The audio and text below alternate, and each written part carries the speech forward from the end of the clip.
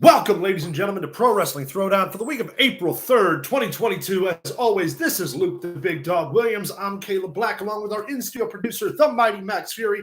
We've also got a couple of guests in the studio today. Luke, almost started off with Max. Luke, how was your Sunday, sir? Well, considering that you almost started off with Max, I know. think that this show's already off the rails, and we're going to get canceled today. So it's going to happen. The rails. Disclaimer, as always, don't drink, don't smoke. Oh, yeah, don't smoke. If you do, which you're 21, legally, all that shit. Max, how was your Sunday? Doing good. I had a awesome night one at WrestleMania. Hell Yeah, we did. boy. I was there in person. Oh, were you? He was. Were you there at He was. WrestleMania? But then I woke up and remembered that I watched it the night before. So it was like he was there, but Yes. he wasn't really there. It's like the Dream Mania. What is your Dream Mania?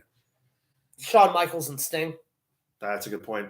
It's a good point. 96 Michaels, 96 Sting. See, I'd go Undertaker Sting, but that's just Well, we just make a triple threat and all be happy. fanboy. Hey, Stone Cold wrestled last night for the first time in 19 years. Anything's possible. You are damn skippy hippie. Guys, we have so much to get through today. We have 4 shows of wrestling, including night 1 of WrestleMania, NXT, Stand and Deliver, Ring of Honor, Supercard of Honor, and Impact Wrestling's Multiverse of Matches, plus the Hall of Fame. Also, we post for tonight's WrestleMania Night 2. And the points, we'll get to the points and where we're at in the contest. Yes. And cover what was on paper not going to be real fantastic. But night what one. night 1 fucking turned They out to be. really turned it around. A lot of matches really surprised me. I think we would be remiss before we get into any of this. I know where you're going. Boogs. Rick Boogs last night Man. tried to do a double layered Fireman's carry. Samoan drop. I think is what he goes for that. And do the press. Jimmy Uso goes to jump on top Jay. of the pack. Doesn't get quite enough height and starts to slide. And Boogs tries to compensate to catch him and hold him. And they think that he's torn his patella. Yeah. That's not exactly confirmed yet. They said there were still tests to be done and everything, but right out the gate, First first match of WrestleMania. Mania. First match. We think they were poised to win the tag team titles. You could tell when he went down that you had said it out loud that they just jumped to the hot tag. Shinsuke's comeback. Yeah, they just jumped to the comeback. Something's wrong, and I was like, and we all seen the knee. Yeah.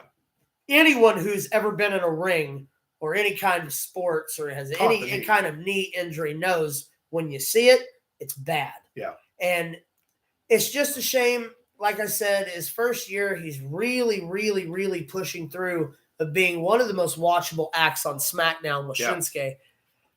Not only is it bad for Boogs, I feel bad for Shinsuke, who has taken this young man, put him under his wing, has gotten him to where he's gotten him, and then this injury, unfortunately, it ain't ballet, folks. No, injuries happen. Accidents happen. Injuries happen. What you do is you get back, you get stronger, you come back bigger than you can. Than you were before you left. Yeah. Our thoughts are with Boogs. Hopefully his recovery comes along well. He's a strong guy. He's a tough guy. Let's hope and pray that he's going to come out all right, going to come out strong, come out on top, and come back and win them tag team titles, baby. We're thinking about you, Boogs. Yes. Get better. All right, so we have 5 different subjects of wrestling to cover. I say we start at the tippy top that isn't really wrestling, which is the Hall of Fame. All right, we'll go with Hall of Fame. We had 5 inductees this year. Hold on, wait a minute. Go ahead. You hear that? What's that? That's Scott Steiner still talking. There's a camera backstage, and he's still talking.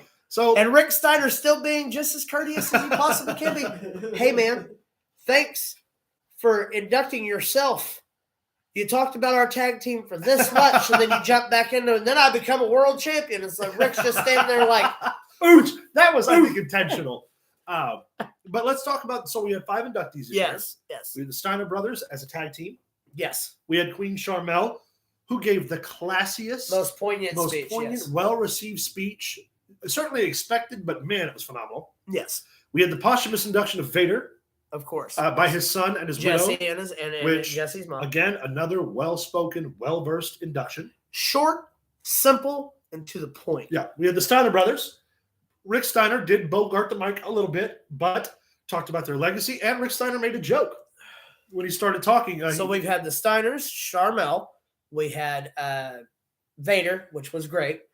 Steiner's was classic. They gave me a live mic. Normally this goes off the rails. And Rick going, dude.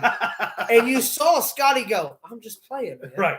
Like, I wasn't really gonna, Yeah. but he probably could have. Yeah, they made a little joke. It's not like Rick stopped him from talking for which 40 was minutes. really nice. Obviously, we had the posthumous induction of Shad Gaspard receiving the Warrior Award. Yeah, as a blubbering mess. Well deserved. Yes, should have happened last year. But I get it. Everything was so jumbled last year with the Hall of Fame. I understand.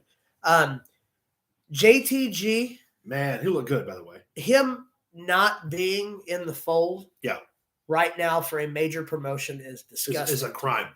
It's a The crime. man is put together. He's charismatic. Yeah. And here's the deal. What I really loved about it is after he did the crime time shimmy with the kid, he left. Yeah. Yeah, he gave left the the family gave the family the time to speak. They did an incredible video package about what a man he was. Yes. And the sacrifice that he made. For those of you who aren't aware, we'll talk about it just a little bit. Last year, Shad Gaspard, or I'm sorry, was the year before? No, it was last year. Last year, his wife and son were caught in a riptide on the ocean, and he ensured their safety by sacrificing his own life, which you don't get remembered as a hero for doing things that a hero wouldn't do. May 17th, 2020. So it was 2 years ago. So 2 years. Yeah. Almost Almost to the day. Yeah. It's right, because in 2020 there was no Hall of Fame. Yeah. They did both last year. Yeah. It's the epitome of hero. Yeah, man. When you think hero, you think courage in the face of unsurmountable odds. Yeah. The man risked his life to save his son's life is the ultimate thing a father can do for their son. He's a hero in my book. He's a hero in everyone's book. Yeah. And it was just and deserving. And so well deserved. And so the kid is living proof that heroes do exist. Yeah. There's few and far between, but they do exist. And Shad was a hero. Absolutely. And then, of course, the main event of our inductions, the dead man, the phenom, Mark Calloway, the Undertaker. And I think that's where a lot of people got the misconception from the Hall of Fame. There is a little bit of chatter on there about how it wasn't the Undertaker. Yeah, he went by. But what you don't understand is that this is the actor. The person who carried the Undertaker. This is the guy who is behind the camera, or behind the gimmick, behind the face, behind the mask. You got to see him talk as him for the first time in over 3 decades. Yeah. And it was that's watched.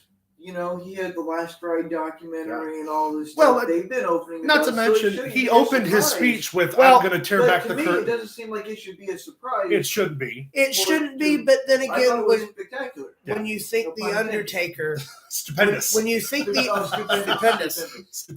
When you think the Undertaker, in a lot of people's minds, they thought they were going to get the Undertaker being inducted, and they got Mark. Yeah. Being inducted. And here's the thing, his speech and his 3 arguably mental finishers, is that what he said they were? Yeah, his mental everything mental that man said, if you're in this business, if you're young in this business, if you're old in this business, you never stop learning. Yeah. And listening to the Undertaker's speech last night, as long-winded as it was, and he gave Mr. T a run for his money. Yeah. It's poignant, and if no one that was in that building, no one that's lacing up a pair of boots, no one that was on that stage, if you didn't take something from it, you're in the wrong business. Agreed. He basically told you the keys of success for a 30-plus year career. Yep. Now, we're talking 30 years as The Undertaker. When I was in high school, I'd be in way better shape. Right, literally, same. when he talks about 3 decades, that's just as The Undertaker. Not to mention the time it took him to get into the business and establish himself. Not the 4 years before that when he was teamed with The Godfather. Yeah. When he was Mean Mark Callis from the NWA days. When he was one half of the, what were they, Twin Towers. Something like that? Skyscrapers. Oh, yes. And Louis, the other guy, Mike Enos, ended up coming into it later. I believe that's his name. Anyway. Point is, almost more of a 40-year career. Yeah. As a professional wrestler. All told, for sure. Not just a professional wrestler, the professional wrestler. He is the epitome of what a professional wrestler should be. Yeah. the most respected, most revered member of our fraternity specifically, the guy who inspired generations of people to join, myself included. The Undertaker is 100% the reason I got into the wrestling business. You finally are getting to see Mark have a good time. Yeah. He's got all these road stories he's had for 40 years. Which he said he'll take to the grave. Some of them. That he hasn't been able to tell his side. You always hear about the night that Montreal. Right, how he was taping Austin, his wrists. The night Austin, he was taping his wrists and stuff. You always hear the stories, but you never hear them from The Undertaker because The Undertaker never broke character. He never talked to people. Cool hand Luke, kayfabe, and baby. now he's fucking everywhere. Yeah. He drove the pace car for NASCAR last weekend. He's popping up all over the place. Shit. Yeah. He did the documentary. He's been on but I don't think it was. Pat McAfee's talk show. He's been on Joe Rogan's talk show. Broken Skull podcast twice. I mean, he's finally he's showing up at basketball games and football games, and they're like, "Hey, that's the Undertaker." Finally living his life as Mark. He's like, "I made all this money, right? A life. Watch me spend it." And that's the other thing. A life, mind you, that he earned. Also, the Undertaker signed a 30-year deal, a 20-year deal that guarantees at least $1 million a year. And that was only 2 years ago? 3 years ago? It would have been 2019 was when he was scheduled to do that fan access. So he'll never have to do another thing and still get paid to be the Undertaker. Yep. Just real quick to jump back, Wikipedia has his official debut as June 26, 1987, and official retirement November 22nd, 2020. Yeah. But still, that's 33-year career. 40 years in the business, or close to 40 years in the Yeah. business. No one does it as well as Mark Calloway has done it ever. He is the gimmick. People talk about being labeled with a gimmick and how it's a bad thing. The Undertaker proves to you that it isn't the gimmick; it's the guy behind the gimmick that makes it work. Yep. Roman Reigns, Brock Lesnar, Stone Cold Steve Austin, The Rock, Triple H, Shawn Michaels, Kevin Nash, the bad guy. They're all gimmicks. Yeah. It's all gimmicks. It's just how you do it, how the person that gets behind it can push. It and move it, baby. Yeah. But congratulations to Mark. Yeah. Congratulations to The Undertaker and to The Undertaker's fans, to but most importantly, congratulations, sir. Job well done. Yeah. And the never say never. We can't even get past that. After his speech, again, very gracious speech. As he's walking away from the step or walking down the steps, he turns in the ring, which is where they did the inductions this year, were 4 separate busts with Undertaker gear on them.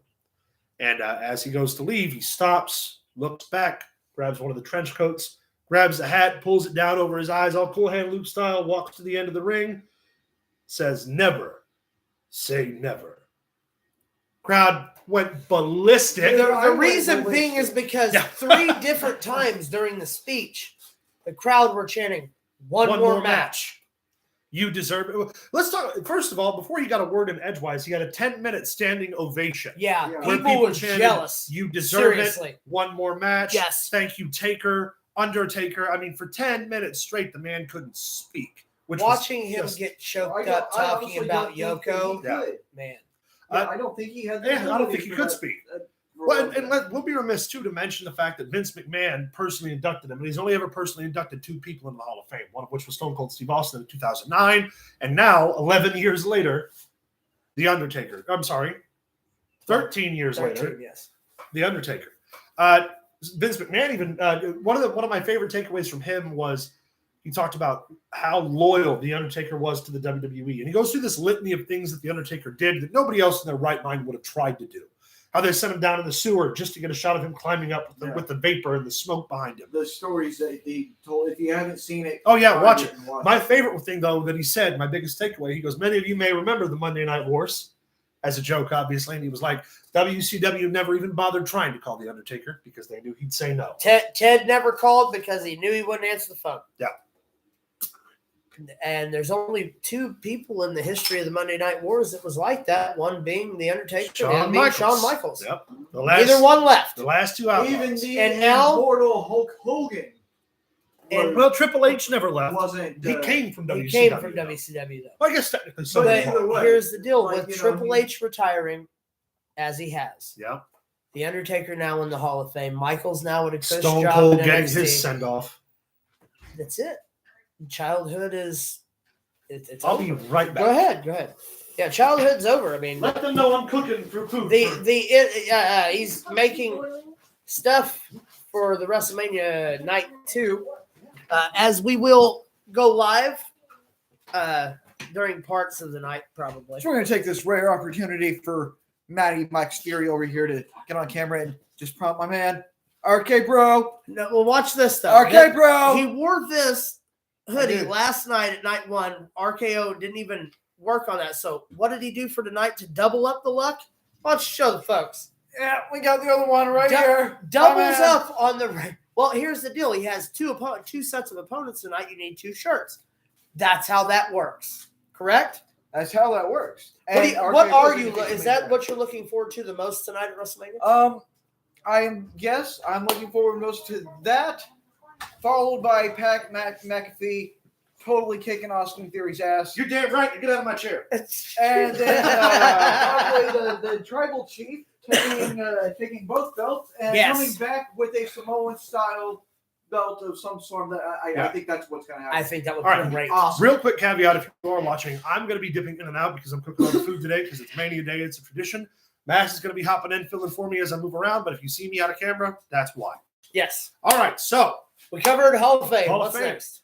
well, let's check out the. This smells really good. Well, thank you very much. I wish we had a smell of it. We're hooking up. Smell of it? Yeah. I'm Smell making- your screens. It Many works. of you have never had this, and many of you never Stay will. away from this Don't part lick of it, the. though. Stay away from this part of Smell, the but don't screen. lick the Sometimes I get screen. excited. You don't want to get too close. You'll burn your ass. Every big WrestleMania event or every big wrestling event that we do, I make Smells my good. Tastes like special. strawberries. I make my secret recipe relish, which is the best, and that's what they're talking about because it's. We went through Made 2 with special servings of it sauce. last night. We had to buy new for today. So we're making it fresh, baby. Because while we're still losing weight, no, we like to eat them. It's Mania Day. It's cheap.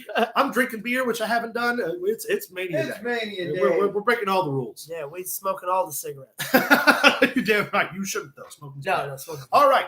Well, I guess Ring of Honor, Supercard of Honor. All right, and we have a card Friday for that. night. I I've got it don't around remember. here somewhere. Really? Everything's been so busy this week getting into preparation for WrestleMania and the shows that we don't have the card. So you're bear with us.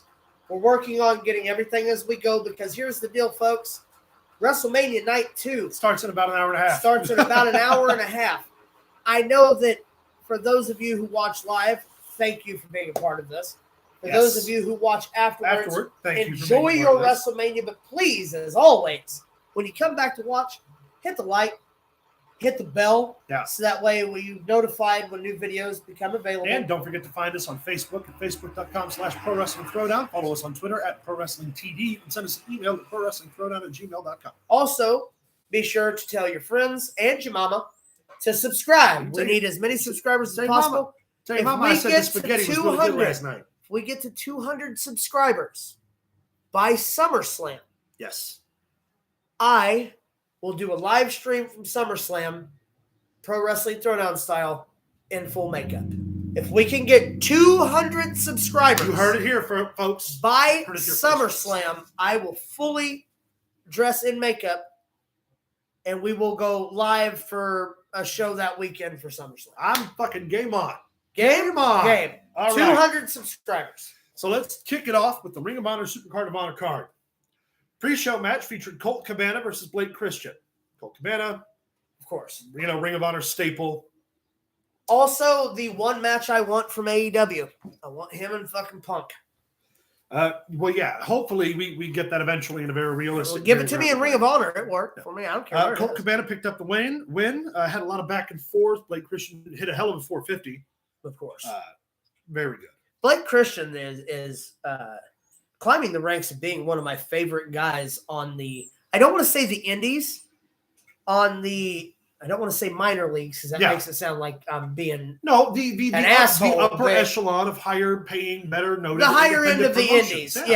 Yeah. As being one of the most notable names in wrestling right there, now. There are tiers And to young. the independent. And when you're at the top of the independents, you're basically a national superstar anyway. Hey, you're a star as far as I'm concerned. AQA wrestled Miranda Elise. AQA picked up the win with a 450. Now she goes by Aqua. Aqua, correct? I'm sorry. Yes, you're right. Yeah, she picked up the win. Yeah. Of course.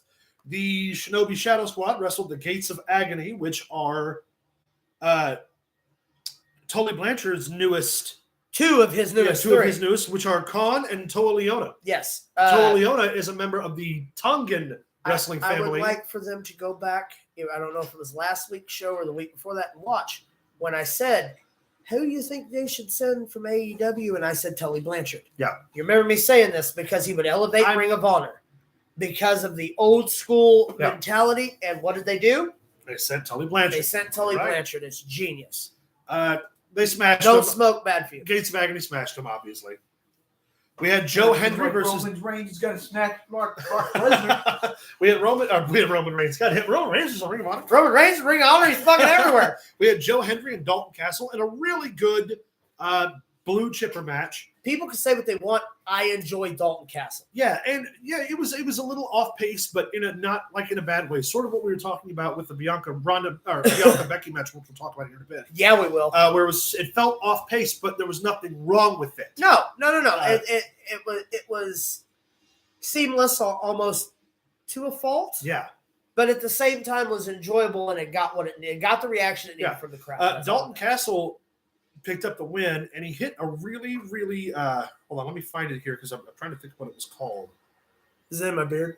It's not in your beard. You sure it's not? I don't remember. He hit some move that I've not seen before, or he did it in a unique way. I don't really remember because I watched all of this early yesterday. It's a lot of wrestling, folks. Yeah, we've been working literally for 2 days to catch up on everything because we were busy yesterday.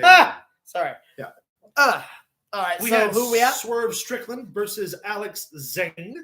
Anytime you put Shane Strickland in a ring, Swerve picked up the win. In a back against the wall, he always seems like he's needing to prove himself. Yeah. He doesn't. The guy is good. He's not the level that I think he should be at right now, but he's also went from WWE to AEW to Impact to now Ring of Honor. I think if they give this kid the keys to the city, it's in good hands. Agreed. 100% agreed. You just got to get those big title wins in your back pocket, and you're golden. Gresham, prime example. Oh, 100%. And he got Tully Blanchard wife featured again with a brand new client, ended up being Brian Cage. So we talked a couple of months ago, or I think it was about a month and a half ago, how Brian Cage's contract got extended with AEW. And he wasn't being featured, so nobody knew where he was. Apparently, the plan is to make Brian Cage a featured heavyweight on Ring of Honor. Which, what a great way to use him.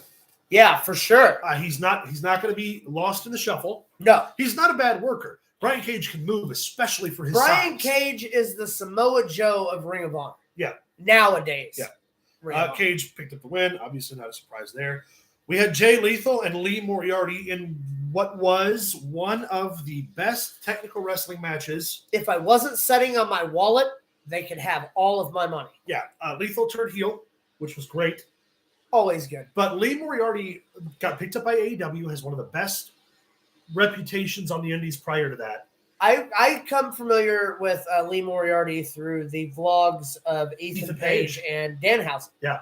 I watched him and Danhausen team against Effie and somebody else at one of the Black Label Pro shows. Yeah. And that's how I started on Lee Moriarty. I love the pizza gimmick. Yeah. I love if you order a shirt from him, it comes in a pizza box. Yes. He's not Italian at all, not even close. But he serves his shirts in a pizza box. I find that absolutely great. The match was, I'm going to say 8 out of 10. Yeah. 8 out of 10. Yeah, they killed it, man. Yeah, for sure. Jay Lethal was obviously going to – it wasn't obvious that Jay Lethal was going to turn heel, but you could tell early on the style that he was working where he was a little bit more aggressive with Moriarty. A little more stiff, Fucking great match. And what a great showing for Lee Moriarty wrestling, in all told, another 22-year veteran of the business, Jay Lethal. Jay Lethal is – and the great part about Jay Lethal is while he's a 20-year pro, a vet in many terms – he's still only, I think he's still in his, 30s, early 40s. Late 30s, early 40s. He's still got time. Oh, yeah. And his Macho Man gimmick is the greatest thing you'll ever see. We are ever. constantly making black machismo jokes. Yeah, you think they're Macho Man jokes, but they're really not. They're Jay Lethal jokes. All right, so we had scheduled for not yet. We had scheduled for an interim Ring of Honor Women's Title match because at Multiverse of Matches, Jordan Grace, Deonna Purrazzo, the current reigning Ring of Honor Women's Champion, was already booked. So on another show, we're going to talk about. So we had an interim Women's Ring of Honor World Championship match between Willow and Mercedes Martinez. Can I stop you right there? You may. Interim championships have no business in professional wrestling. No, but they can do something now between the Ring of Honor TV, whatever it's going to be, and Impact. And I get that, but at the same time, like two women's championships on WWE is bad enough. Oh, agree. Than to have an interim champion, because what does that say? You're the champion until the champion comes back? That ain't cool. Really, they should have just called it a number one contenders match. Yes. And it would have been just fine. Just perfectly fine. It didn't make any sense to me. But I get why they wanted a title match on that card, because it gave the prestige and it's the first Ring of Honor thing back, and they wanted to give the fans something, and I get that. It's considering that they can't nothing. give them Roxy because she no longer works for them. It's also not for nothing, but all of these events took place in Houston. Multiverse of Matches was also live, and the Briscoes pulled double duty and worked both. So if the Briscoes can work two of the best tag teams in the business back to back, Deonna Purrazzo probably could have showed up for two Ring of Honor Women's Title defenses. Just not like she would have to do a lot in either match. Right. I mean, when you're a carny, folks, which is what wrestling is, it's a giant carnival. When you're a carny and you're used to being on the road and stuff, you learn ways to where I could go to the ring with somebody and put on a match for 15 minutes and do nothing. Nothing. Not a damn thing. And get paid. Me and Nick Ferrero are the kings of that. Yeah. Yeah. Me and you did that a couple of times. Yeah, numerous times. Numerous times have we done it. All right. But, she should have at least – don't smoke, it's bad for you. She should have at least showed up, done something. Interim championships make no sense to me. Me either. But anyway, she did. Mercedes? Willow. No, I think it was Mercedes. That Willow. Let me double check here. I think you're right.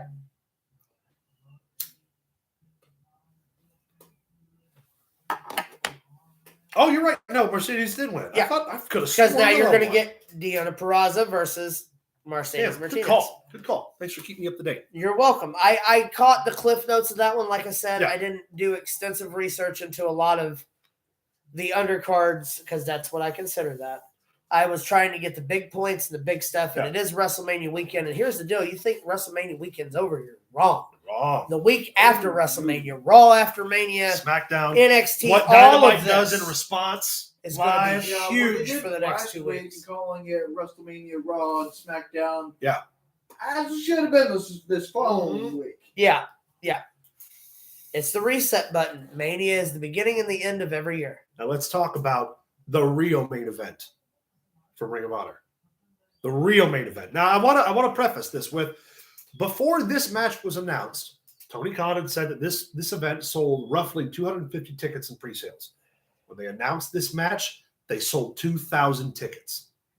For a Ring of Honor show, that's impressive. Paid fans through the door off the announcement of one match, which was FTR and the Briscoes. Them boys. For the Ring of Honor tag team titles. Now, I am, and always have been, a tag team. Always has been. A tag team fan. wrestling. You go fuck yourself. A tag team wrestling. Very nice, very evil of you. Aficionado. I have studied every tag team from the territories extensively. Everyone. I've studied every. Ask him. I know. I'm a student of the game. My fucking bread and butter. He's pretty versed. This is and was the best tag team wrestling match in the last 15 years. Bar none, across every board. It's up there. FTR and the Briscoes. It's up there in my book. I can only think of one. It was a gimmick match, but I can only think of one tag match that stands out in my mind more than that. What's that? That would have been the first tag team Hell in a Cell with the Usos and the New Day. See? They fucking killed it. I would argue, too, that Beer Money in 3D and Six Sides of Steel was right up there. Oh, yeah. Yeah. Yeah. You want to talk about I digress. You want to talk about a pure tag team wrestling fucking spectacle in which two of the most notable tag teams in history of our business fucking went to work? Them boys go. FTR and the Briscoes. All fucking day. And rightfully so, At FTR in a Ring of Honor ring There you go. beat the Briscoes clean Clean. with the finish in the dead center of the ring. Picked Like up it the should win, be. And now FTR are tag team champions of two of the biggest promotions in wrestling. Ring of Honor and AAA. Yep. Goddamn, what a great match. And Now, of course, to ruin my everything. fucking day, get on this, to ruin my fucking day, FTR does the classy thing. They exit the ring and give Briscoes their time because they've built Ring of Honor. They really have. And who appears to ruin it? The Young Bucks. The Young Bucks with super kicks. Now, all of you fun little fuddy-duddy fucking Young Bucks fans can love whatever you love. I'm not taking that away from you, but here's the deal. What should have been the moment, resigned from the Briscoes, the Young Bucks found a way to interject themselves into the story. And what that looks like is an angle. What it really is disrespect and a way to take away the fucking attention that they don't deserve. That being said, what happened after that? After they fed the Briscoes some super kicks and they powdered, they got their little moment, blah, blah, blah. FTR does their press release following their Ring of Honor tag team title victory. I'm talking to Tony Khan. They talk about how lucky they are, how happy they are, Yanni. because they love professional wrestling. And FTR lays out a challenge for this Wednesday night. FTR and the Young Bucks 2 live on Dynamite For the Ring not of on Honor Tag pay-per-view, Team Championships. for a rematch to determine who really is the best goddamn tag team in wrestling today. Or at I'm least telling they're- you right now, if the Bucks win, if they politic that victory, they're wrong. Here's the deal. I'm going to stop you before you really get hot because I know how this feels for you. If they take away the opportunity for me to see FTR and the Hardy Boys, I'm going to be upset because here's the deal. FTR and the Hardy Boys are at the top of their game right now. Both of them are hungry and they want to make a point. They have a point to make and a statement to make. And I'm telling you, them versus FTR would be like them versus the Dudleys and the Attitude Era. And here's the other thing. It would be fantastic. I want the Hardys and the Bucks in AEW. But when you think about that match, it's meant to happen because the Young Bucks came up in the business as lovers of the Hardy Boys. We all did. Max Fury is the biggest Jeff Hardy fan I've ever met in my life. It's true. So humongous. right. Jeff Hardy fan. So absolutely, do we want the What Bucks? is there not to be a fan Do of? we He's want the man. Bucks and the Hardy Boys? Fuck yes, we do. Well, yeah. Do we want them in a ladder match? You're goddamn right we do, the way nature intended. But the Hardy Boys and FTR, that's a totally different conversation because that is the premier tag team of wrestling, the traditional tag team champions, the 5'10" guys from North Kakalaki who were told they would never draw a fucking dime in the business, who went and made a name for themselves against, notably, the biggest tag team of our generation. That's the match you pay for. Yep. That's the match you watch. That's the match you sit and you order pizza with your buddies for a pay-per-view and sit back and think this match is going to blow your fucking You mind. have that match for the ROH Tag Team Championships. Yep. Because AEW doesn't need it. You've Nope. got the best AEW Tag Team champions you can have right now. The Lucha or the Dragon, whatever the fuck they're called, Jungle Boy and his partner. Yeah. Are really starting to step up. Luchasaurus is getting better. Luchasaurus gets better every week. Even Cornette thinks Luchasaurus gets better every week, and that's a hard The road to guy's hoe. taking a gimmick that is made for a small man and making it work for him. Yep. You can't fault the guy. While he is clumsy, yes. Most Sure. big men in professional wrestling are clumsy. He also wrestles like not a traditional big man, which I faulted him for, but frankly, It sets him apart. What have I always said? If the shit he did as wrestling as a non-big man looked better, it would get over better. Yeah. When he was throwing those whip kicks and he was folding his knee in and they looked like shit. That's when I say, okay, you're 7 feet tall. Throw a big boot. Now, if you're throwing a whip kick and it looks like you took his head off and it didn't look like shit as a 7-footer, that is a It's skill. impressive. Yeah. That is what sets you apart. And here lately, Luchasaurus is on fire. Yeah, he really is. And that's coming from me, who, again, is a relatively critical of gimmicks like that. So we covered FTR.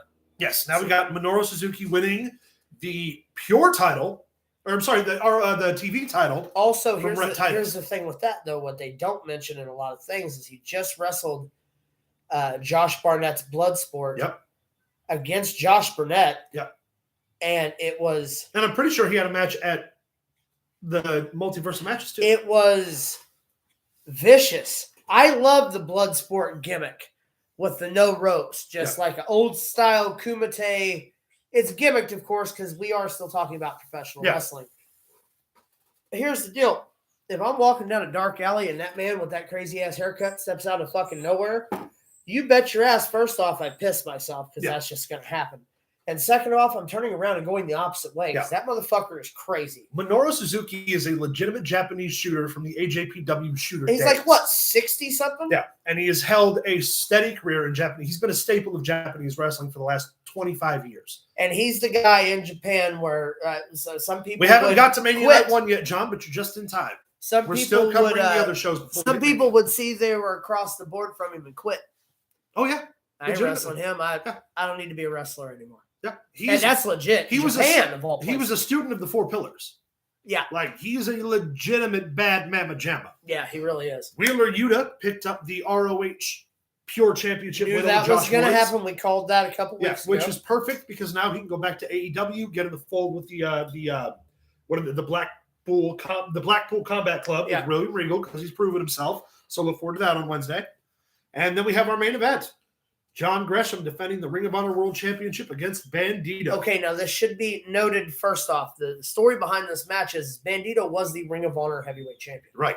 Before the pandemic. When the pandemic took place, he was no longer allowed to come into the States because he lives in Mexico. He resides there. So they had to take the title off of Bandito. They had a giant thing where he couldn't make it because he was COVID positive. Right. Because he did get into the States, but he couldn't wrestle.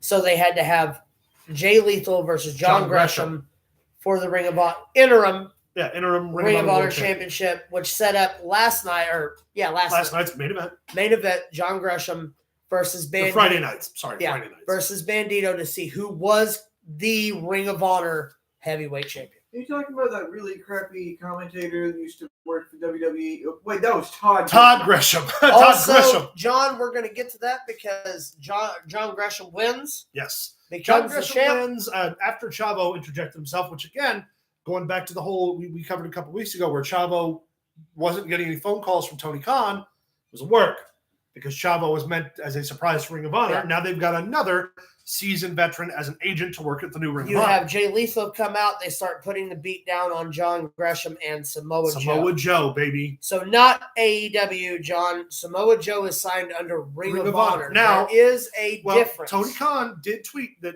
Joe was all elite, that he is coming to AEW. But we think that he's going to be used more heavily for the new televised program for the new Ring of Honor. All of that aside, Samoa Joe's debut means one thing and one thing only, gentlemen. At some point in our lifetime, 20 years after the fact, we're going to get another feud between CM Punk and Samoa Joe. The feud that put independent wrestling on the fucking map. That people started considering independent wrestling as legitimate alternatives was CM Punk and Samoa Joe. You could also throw Daniel Bryan in a triple threat. Daniel Bryan's going to be there too, baby. Bryan Danielson, sorry. Joe's back in the game. Ring of Honor had a stellar card. FTR's the Ring of Honor World Tag Team the champions. The fucking all is right in the Kane world. Kane is the tag team champion. I believe the Daniel Bryan was the tag team champion. Kane is the tag team champion. You're right. Kane's tag team. All right. So we've covered one show for the last 20 minutes. We've covered two. Yeah. Now we hop into. You want to do multiverse matches happened Friday night as well. No, multiverse matches happened. Let's give a quick rundown of that. We don't really cover Impact a lot. I know we should. There is a lot we need to get to, and we are already halfway in. So let's cover what the results were, give a little bit of that, and then let's get to the big show. PCO got hurt. We knew that. Yeah. The main event was Josh Alexander and Jonah versus Moose and PCO, which, hold on, those are results. Has that happened yet? No, it did. It happened yesterday. Here we go. Trey Miguel defeated Jordan Grace, Chris Bay, Blake Christian, Vincent, and Rich Swann in the Ultimate X for the X title. Trey Miguel is the premier athlete right now. He's the young Ricochet we talked about before. He was the only person from the Rascals to not jump. Digital media champion and NWA world champion Matt Cardona and his wife Chelsea Green wrestled Nick Aldis, former NWA world champion, and Mickey James, his wife. Nick Aldis and Mickey James picked up the win. Of course, no one's shocked. Super cool to see Nick Aldis back in an Impact ring. Yeah. Not NWA champion right now, but it's coming. Mike Bailey wrestled Alex Shelley. Mike Bailey picked up the win. Knockouts tag team champions, The Influence, Madison Rain and Tennille Nashwood versus Knockouts world champion Tasha Steele and Savannah Evans versus Decay versus Gazelle Shaw and Lady Frost for the world tag team, for the Knockouts tag team titles. Sorry. The Influence. Defeat, they win. Did they pick up the win? Yep, the Influence won. Great. Eddie Edwards versus Tomohiro Ishii. Him and Ishii beat the piss out of each other. I'm not going to sit here and lie. I had not gotten to the multiverse of matches. I only caught the some of the replays and stuff of what I could find today. We had 8 hours of Mania in the Hall of Fame and Supercard of Honor, so I haven't got that far. And our main event was the previously mentioned tag team match. That was PCO and Moose against Josh Alexander and Jonah. Josh Alexander and Jonah pick up the win. Right. And then we had Diana Perrazzo defended the AAA Women's Tag Team title to win. And the young Chris Sabin beat Jay White. The Good Brothers defeated the Briscoes. That's what I was wondering. So here's the other crazy thing. Briscoes did the job for 2 tag teams this weekend. Yes. They're proving that they can play ball. Jay White showed up, helped with the Good Brothers, reestablishing the Bullet Club. All right, so we've gotten through the multiverse of matches. We've gotten through Ring of Honor. Now we got to talk about Stand and Deliver. And the Hall of Fame. We get into Stand and Deliver. And then we'll get into Mania, kids. Sorry, we're going to recap these as quickly as we can because we got a lot to undress when it comes to Mania. Plus, we've still got to finish our regular show. We're already 40 minutes in. So, Dolph Ziggler defends the NXT title against Braun Breaker, picks up the win. Successfully. Which we talked about before. It looks like they're going to lead into a Robert Roode, Dolph Ziggler match for the NXT title. Which take all my money. Mandy Rose defended the women's title. The MSK picked up the NXT title win. Cameron Grimes won the ladder match for the North American title, and Raquel Gonzalez and Dakota Kai defended the NXT women's tag team titles. Takeaways from that match was it looked like one of the guys in the ladder match broke his arm. Yeah. His name I can't remember offhand. Cameron Grimes, they changed his gimmick up. Again. They had him shaved it. Well, no, it's only this one. Before, when he was the millionaire kid and he was all hairy and burly and gross looking, now he's clean shaven, shaved his chest, got a haircut, looks just like a wrestler. Which they took away everything unique about Cameron Grimes. Not to say he isn't talented, not to say he's not going to work, but they took away the fact that he looked kind of like a shabby fucking grizzly bear. Hold on just a second. John, while I enjoy your picks, you're missing matches. We'll talk about your picks as soon as we get here to Mania. You're missing a match. You've got the New Day match. You don't have anything written down for, just so you know. Oh, good point. All right. That was covered on Facebook. No, he's talking about his picks. Yes. Yes. Johnny Black in our chat put his picks for the night, but he's missing a match. I wanted to make sure. You were talking to him. Yeah. I'm sorry. All right. Wanted to make sure he had all his matches down. By the way, happy birthday coming up, John. I will cover that, and I'll give you a special shout-out next week. WrestleMania Night 1. What a fucking show. We opened with Rick Boogs and Nakamura against the Usos. Boogs! We already covered the Boogs. I know injury. it still bothers me. Usos picked up the win. Again, we think that they had to call an audible to make that happen. Well, and here's the deal. If you're going to have to call an audible with one tag team in professional wrestling, the Usos is what you want to have. You're damn right. If FTR they keep a cool head under pressure. Again, if FTR is the number one tag team in the business right now, you can't say Usos aren't close to. Yeah. With the New Day. Yeah, with the New Day right in there. The Young Bucks, too, we'll consider them, but it's definitely Usos. Usos are definitely the best tag team in the WWE. Arcade Bro would be not longevity, but experience-wise with Randy Orton, sure. But if you're talking about seasoned tag team, no. Yeah, no, we know it's not a work. Trust me, we saw the knee fall. How about fun to watch? Oh, they are insanely fun to watch, but so are the Usos. That is also. I mean, come on, baby. I'd rather watch Arcade Bro. Well, of course you would, because you're a mark. But he's also wearing 2 Randy Orton shirts. Pretty soon we're going to be seeing a whole. He's wearing a Randy Orton hoodie, and underneath that is he showed the folks. I made him show the folks. He's got Randy Orton boxers you on, never too. know what's going to happen on Pro He's got a Wrestling Randy Orton Throwdown. teddy bear he watches the matches with. It's like, he's my hero. And And then he hands it to me so I can go, my hero, My hero too. Yeah. All right. Drew McIntyre and Happy Corbin. Fantastic. Killed it. McIntyre did some real cool shit. Cutting the ropes with the sword afterward was kind of dope. But Baron Corbin did not look bad. No, Baron Corbin's looking better and better every week. One of the better heels they've got on SmackDown for sure. Before we get into that, can we preface it the fact, I'm just going to state real quick, Ricochet is still your Intercontinental Champion. Yes. And Madcap Moss One Clean. Yeah. eliminating Finn Balor to become the Andre the Giant Memorial Battle Royal winner this year. Which I think was to give a little bit of heat with him, because obviously they're going to do a Madcap McIntyre gimmick after Well, the here's fact. the deal. During that match, Madcap Moss jumps up on the apron. He's like, you're getting him, you're beating him. And Corbin turns around and goes, what are you doing? Get off the apron. Yeah, they had a little And moment that's there. what went to the finish. Yeah. They're going to play it up. And here's the deal. Madcap Moss, hey, anyone who takes a reverse Alabama slammer on top of his fucking head on national television and gets up and tells a story about it, Yeah. I'll tell you what I'd really like to see. I can't say nothing bad about the guy. And I know that, like, Other than he needs to wear a shirt because it's fucking stupid. I know it would be a generic thing, and like people really wouldn't like it. I'd like to see when Rick Boogs come back to be a tag team with Madcap Moss, because I they could see wrestle. that. They wrestle a very similar style. Body They wise, both look the part. If yeah. you repackage those two as, like, again, Dax Harwood and Cash Wheeler were singles wrestlers before they got paired together, and now they're the best tag team in the business. Yeah. You wanted to look at an interesting new pairing that would wrestle like the new Steiner brothers?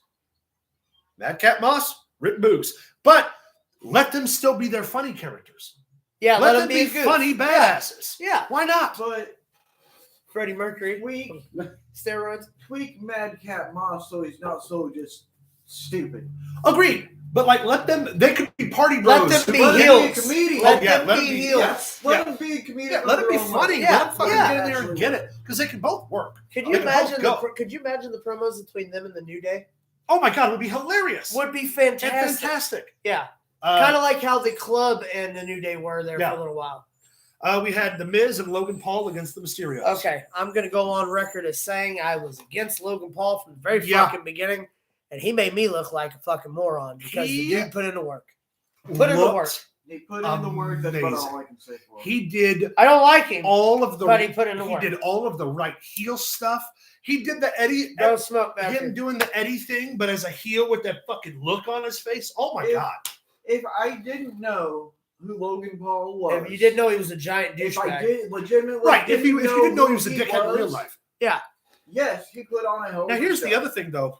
I'll give him that. The last couple of years, Logan Paul, after the tragedy, after the incident with his brother, they really like cleaned up their act quite a bit. They study heavily on athletics now. They've also like talked about like the toxic relationship that Yanni says I give Logan total respect for last time. they've gone publicly about, like the toxic relationship that social media influencers can have in public. They've become advocates for like doing shit the right way. And They made the mistake with the video from the Japanese suicide forest. But- Made a mistake. but have kept But on. again, he's still kind of a douchebag. Oh yeah. They both that are. wasn't the. We won't get into it. That wasn't the only thing. But No, even no, I'm just touching But on. even then, last night he I'm looked not like going a to give him any more more fucking respect than he deserves. bucks. He looked better physically than half of the AEW roster. For real. His he tights did look good. everything right. He did everything right. He sold right. His facials alone, he was engaged the entire time. I also like how he kept screaming at the crowd, watch this. No.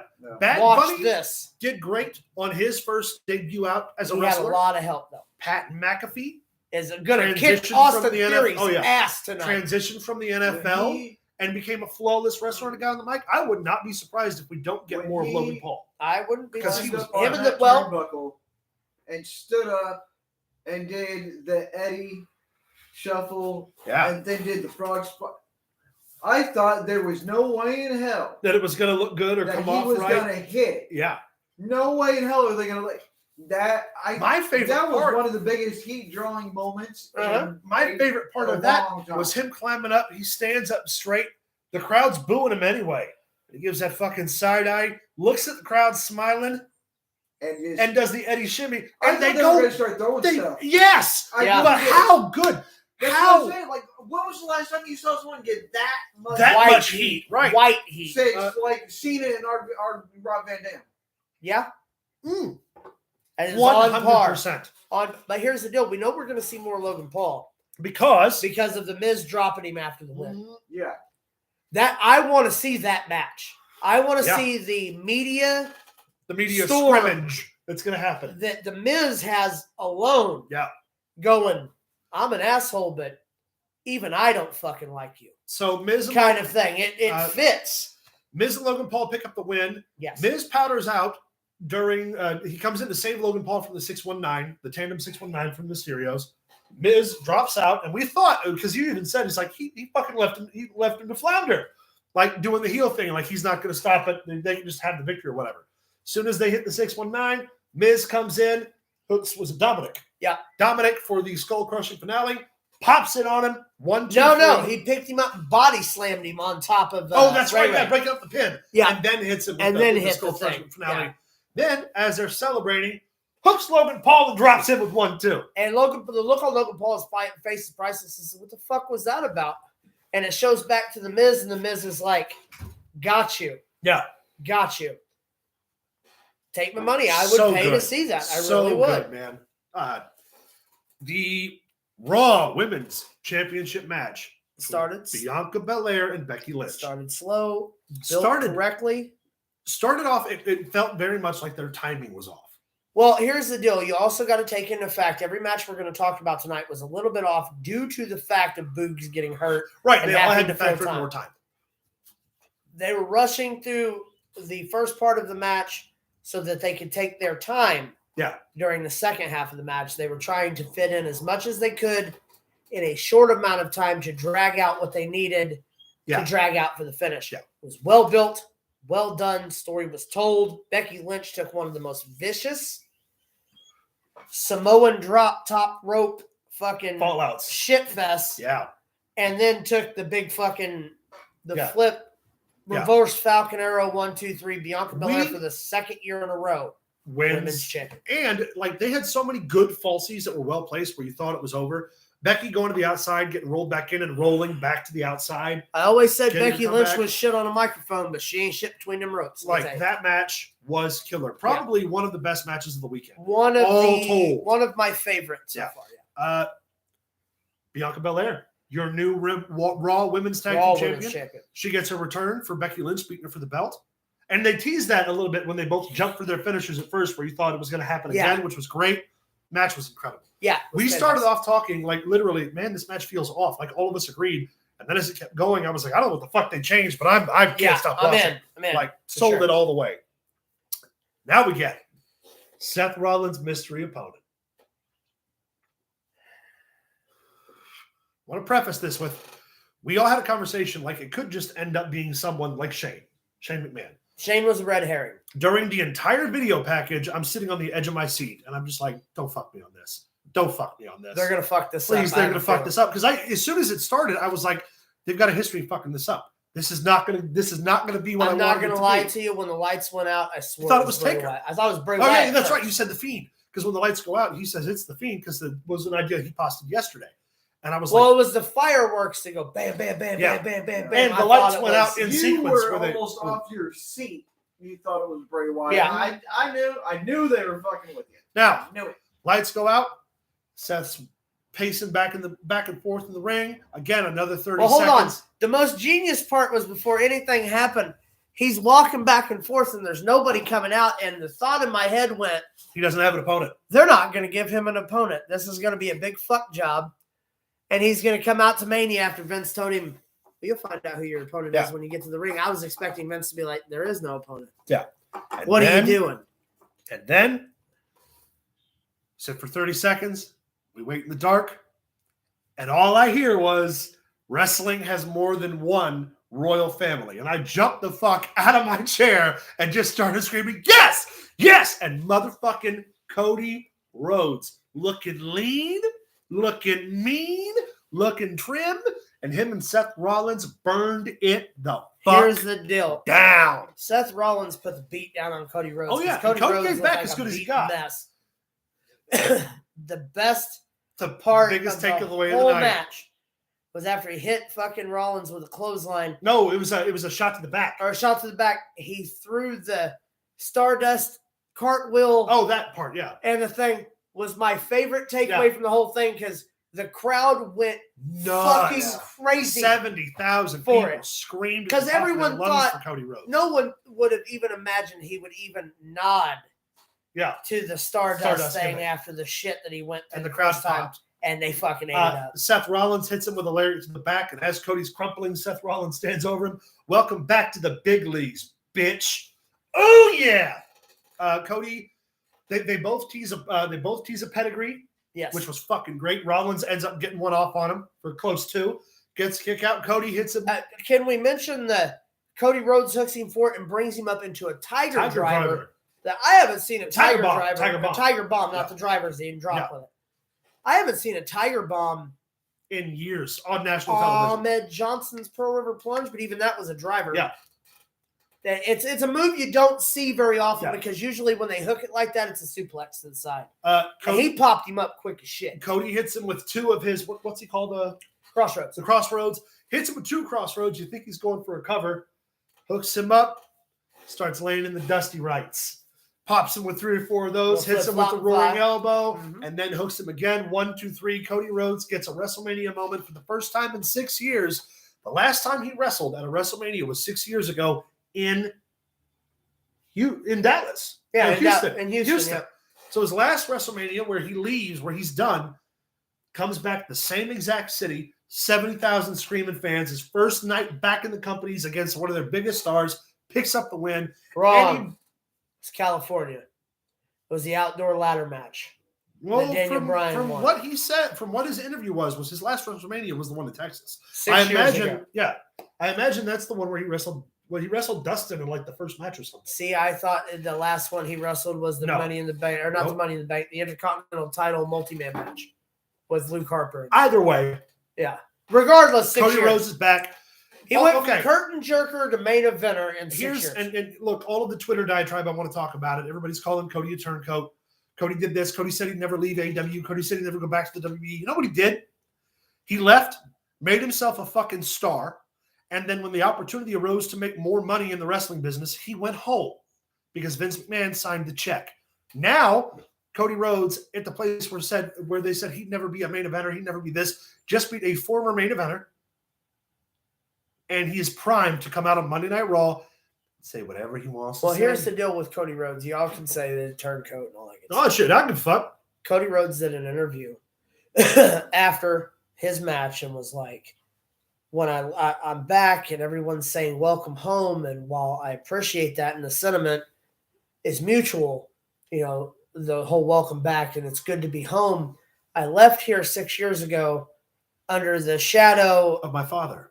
and the filling of the boots of my father and the shadow that is large, and I left and I got the opportunity to come back, and this time I get to come back and be me. Yeah. I get to be me, and and do it for me, and by doing it for me, I do it for my father. Yep. And I'm ready wherever it takes Ready to me. play the Let's game. do this. Fucking Cody Rhodes, baby. He also put in an interview with the paper this morning during the press junket that how many people get a chance to say that they got a second chance to live their dream. Yep. The WWE, I said this to Max last night when we were getting ready to call it quits for the night. I said, it's the way he said it's poignant because seriously, you're a main eventer now. Yep. You've done everything there is to do. You get to come home. Yep. What better place for him to come home than to the E? People can say what they want, but he's doing it for him this go round, and you can't fault the man for that. The WWE is the show. Yeah, buddy. I don't care what you say. You're an AEW fan, Ring of Honor fan, wrestling fan, doesn't matter. Yep.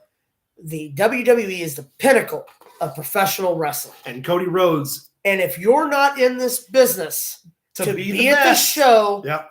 then you're in the wrong business. And that's not to say that AEW isn't a place to be either.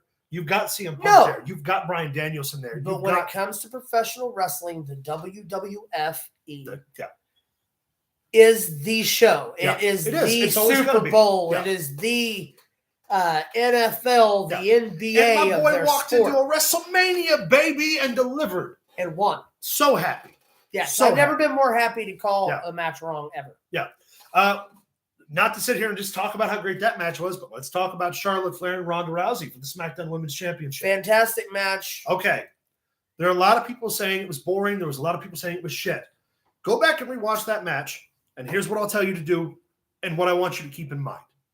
Every offensive thing Ronda Rousey did, she did heavily influenced by her bronze medal in judo Yes. and her time in MMA. Every offensive thing Charlotte Flair did wasn't pro wrestling as you know today, was traditional professional wrestling offense. Right. The match wasn't a wrestling match. The match was a fight. They fought each other the entire time with legitimate strikes, legitimate slams, legitimate shots, legitimate kicks to the face. Yes. They beat the shit out of each other. The finish, you can say that it was boring because Ronda should have tapped out and go fuck yourself. Charlotte Flair Why would beat Ronda tap Rousey. out her first match back? It makes no Charlotte fucking Flair sense. beat Ronda Rousey with a kick to the head. Ronda Rousey lost her first legitimate MMA fight via a kick to the head. It was Excellent story. the perfect match for these two. Why? Because Ronda Rousey did not have to go out there and wrestle like a professional wrestler. Ronda Rousey is a professional wrestler now, but that is not her expertise. Charlotte Flair did not go and have a Ronda Rousey match because Charlotte Flair is not an MMA fighter. Charlotte Flair is not Is Ronda a Rousey. professional wrestler. Yes. They met in the middle and created the perfect story. It was a fight. It's what professional wrestling is supposed to look like. Agreed. Yeah. Professional wrestling, barring the falsies and barring the story and barring the pomp and circumstance and all the things you love about it, the incredible moments that wrestling can give you, at the bare bones of it, professional wrestling is a simulated form of combat that evolves as combat evolves. In the 50s, it was all catch wrestling because that's what the only reference they had. In the 60s and 70s, they started implementing strikes. Why? Because of the success of boxing. Right. The 80s, the 90s roll around. Now you're getting into shoot fighting and street fighting. Thus, QED, Stone Cold Steve Austin, is born in the generation of hardworking guys fighting in bars. Yeah. The 2000s come along. MMA takes the world by storm. And what happens? Ring of Honor is created. Yes. Ring of Honor, who creates a style of professional wrestling that is integral to submissions, That looks integral to real. strikes, that looks and feels real. Last night, you had a generation of professional wrestlers culminating in Charlotte Flair in the style in which those traditional aspects always worked, always told the story, and always made people believe that it was real against a legitimate, real badass. It didn't have to be flashy. But every single thing they did, we all looked at each other and goes, shit, she just kicked her in the face. Yeah. Shit. I gotta say, in thinking about all this, really making me think about that match. Yeah. It Makes you really, look at it. It is one of, I gotta say, it's one of my all-time favorite And what a women's matches. Now, Yeah. hang on, because the biggest thing, for me, the reason for that is because of all that you're saying and all of that has all been implemented, but not so much in the women's side of wrestling. Exactly. And to see that come out and Charlotte not be that Not prissy be the girly, flashy that queen. that playboy Legitimate as toughness. look that all the girls have to have now and all. They went out there and they brawled. fought. Yeah, they did. The last I time. don't care if they were women. I don't care who was The there. It last- was a fucking brawl. Yeah, it was awesome. great. The last Right. time a match like that happened was Ember Moon and Shayna Baszler for the NXT Women's Championship because they did the same thing. Shayna Baszler used her legitimate wrestling and MMA fighting ability. Yep. Ember Moon used her ability, her athleticism as a professional wrestler, and they met in the middle. The reason the triple threat match at WrestleMania 3 years ago between Ronda, Charlotte, and Becky didn't come off that well, even though it was still a great match, is because Ronda Rousey had to wrestle a wrestling match. And that's why every Ronda Rousey match doesn't look that great, is because it's wrestling matches. Mhm. Last night, Ronda Rousey wrestled a wrestling match that was wrestled an MMA match that was disguised as a wrestling match. Coletta says it really well. They know how to work, and they made each other look like $1 million. And what a testament to Charlotte Flair's ability, because she walked out of the professional wrestling zone into the fight zone and still looked like $1 million fucking dollars. And Anybody here's who the can deal. say she's not tough? Ronda Rousey beating Charlotte Flair does nothing. No. Charlotte Flair beating Ronda Rousey on the main stage solidifies Charlotte Flair as the top of the industry in women's wrestling. And she is the best. We said it last night. Charlotte Flair, bar none, with a very close number 2 from wrestlers like Tessa Blanchard, Becky Lynch, Britt Baker. They're all very close number 2s. But being number 2 doesn't make you number 1.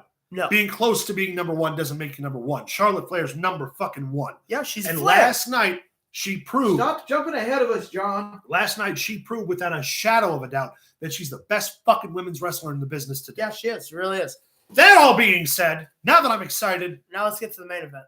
let's talk about the main event. The KO show featuring Stone Cold Steve Austin. We talked about it not being a match, that it would just be a segment where they turned into a fight. However, my good friend here, my brother, made a statement that he thinks it is going to turn into a match. We had a gentleman's bet that would not occur. I stuck to my guns. I said, no, they're just going to fight. Austin will hit the stunner. Fucking, send the crowd home happy. Kevin Owens says he wants to have a wrestling match with Stone Cold Steve Austin. Stone Cold says, bring it. Damn referee. We Pay had my husband $1 as a gentleman's bet on the fact that it would not turn into a wrestling match. And, sir, it's crisp. It's clean. It's straight out the wallet. That is your $1, sir. Boom. Hold on, wait a minute. I would have paid him in pennies. I thought about it. You know what the best smell of this $1 is? That's my $1. That it was yours. Let's put this in the pocket. You just right remember why you're putting it up against your nose where my wallet sits. Here's the deal. I won. I collected, just like I will win and collect later tonight. Not going to happen. All right, so Stone Cold Steve Austin agrees to a match, and they start teeing off on each other fucking immediately. And at first, we're sitting here talking like they're not going to give Owens any offense, which felt wrong. It did. It's like, it made me remember FTR and the whole DX thing or the click thing. Yeah. Where they just hit him with all their shit and they didn't get it. No. Kevin Owens fought back. Stone Cold Steve Austin bumped, sold, and fed for Kevin Owens at a WrestleMania main event in 2022, 19 years after the fact. The night after The Undertaker retired. The night after Taker retires. They fought into the crowd, and you see every second, like Austin starts off kind of slow, kind of clunky. Kind of stiff. As they get outside, Austin's picking up speed.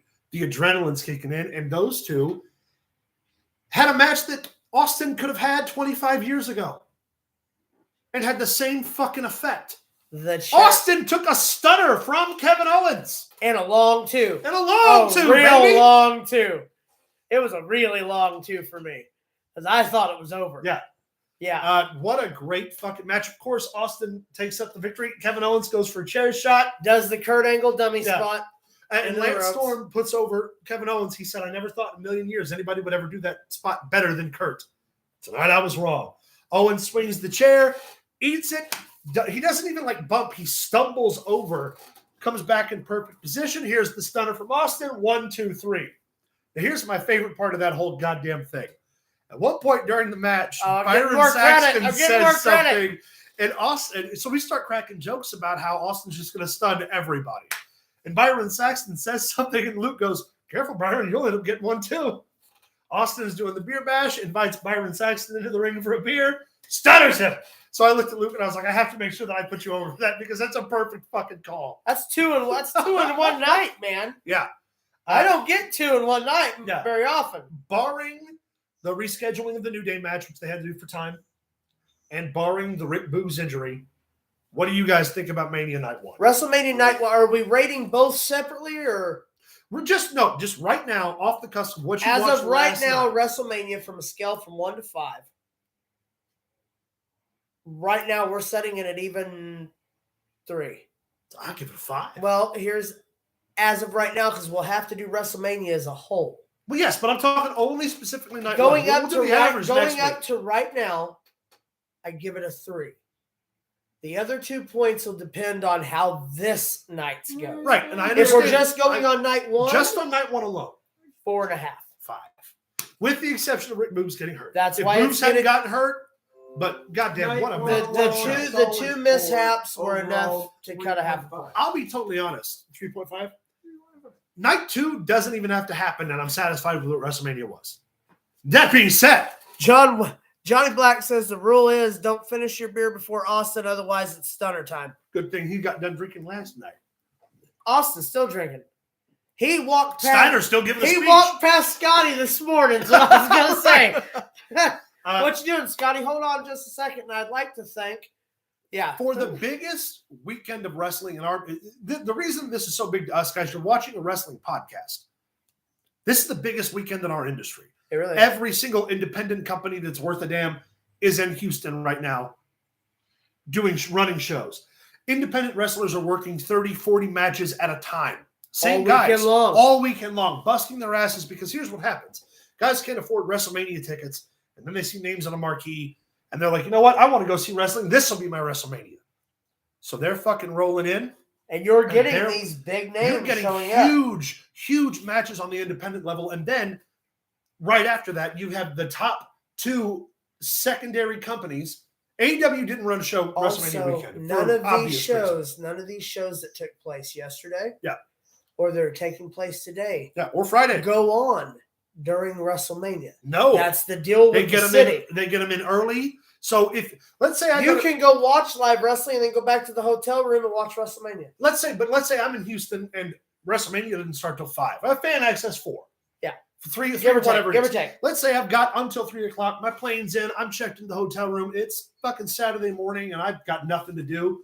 There's a fucking indie show 2 blocks up the road for $20 a pop. I got $20. Well, you can go to this indie show at that corner, that corner, that corner, that Throw corner. a rock during this time of year, and it is wrestling.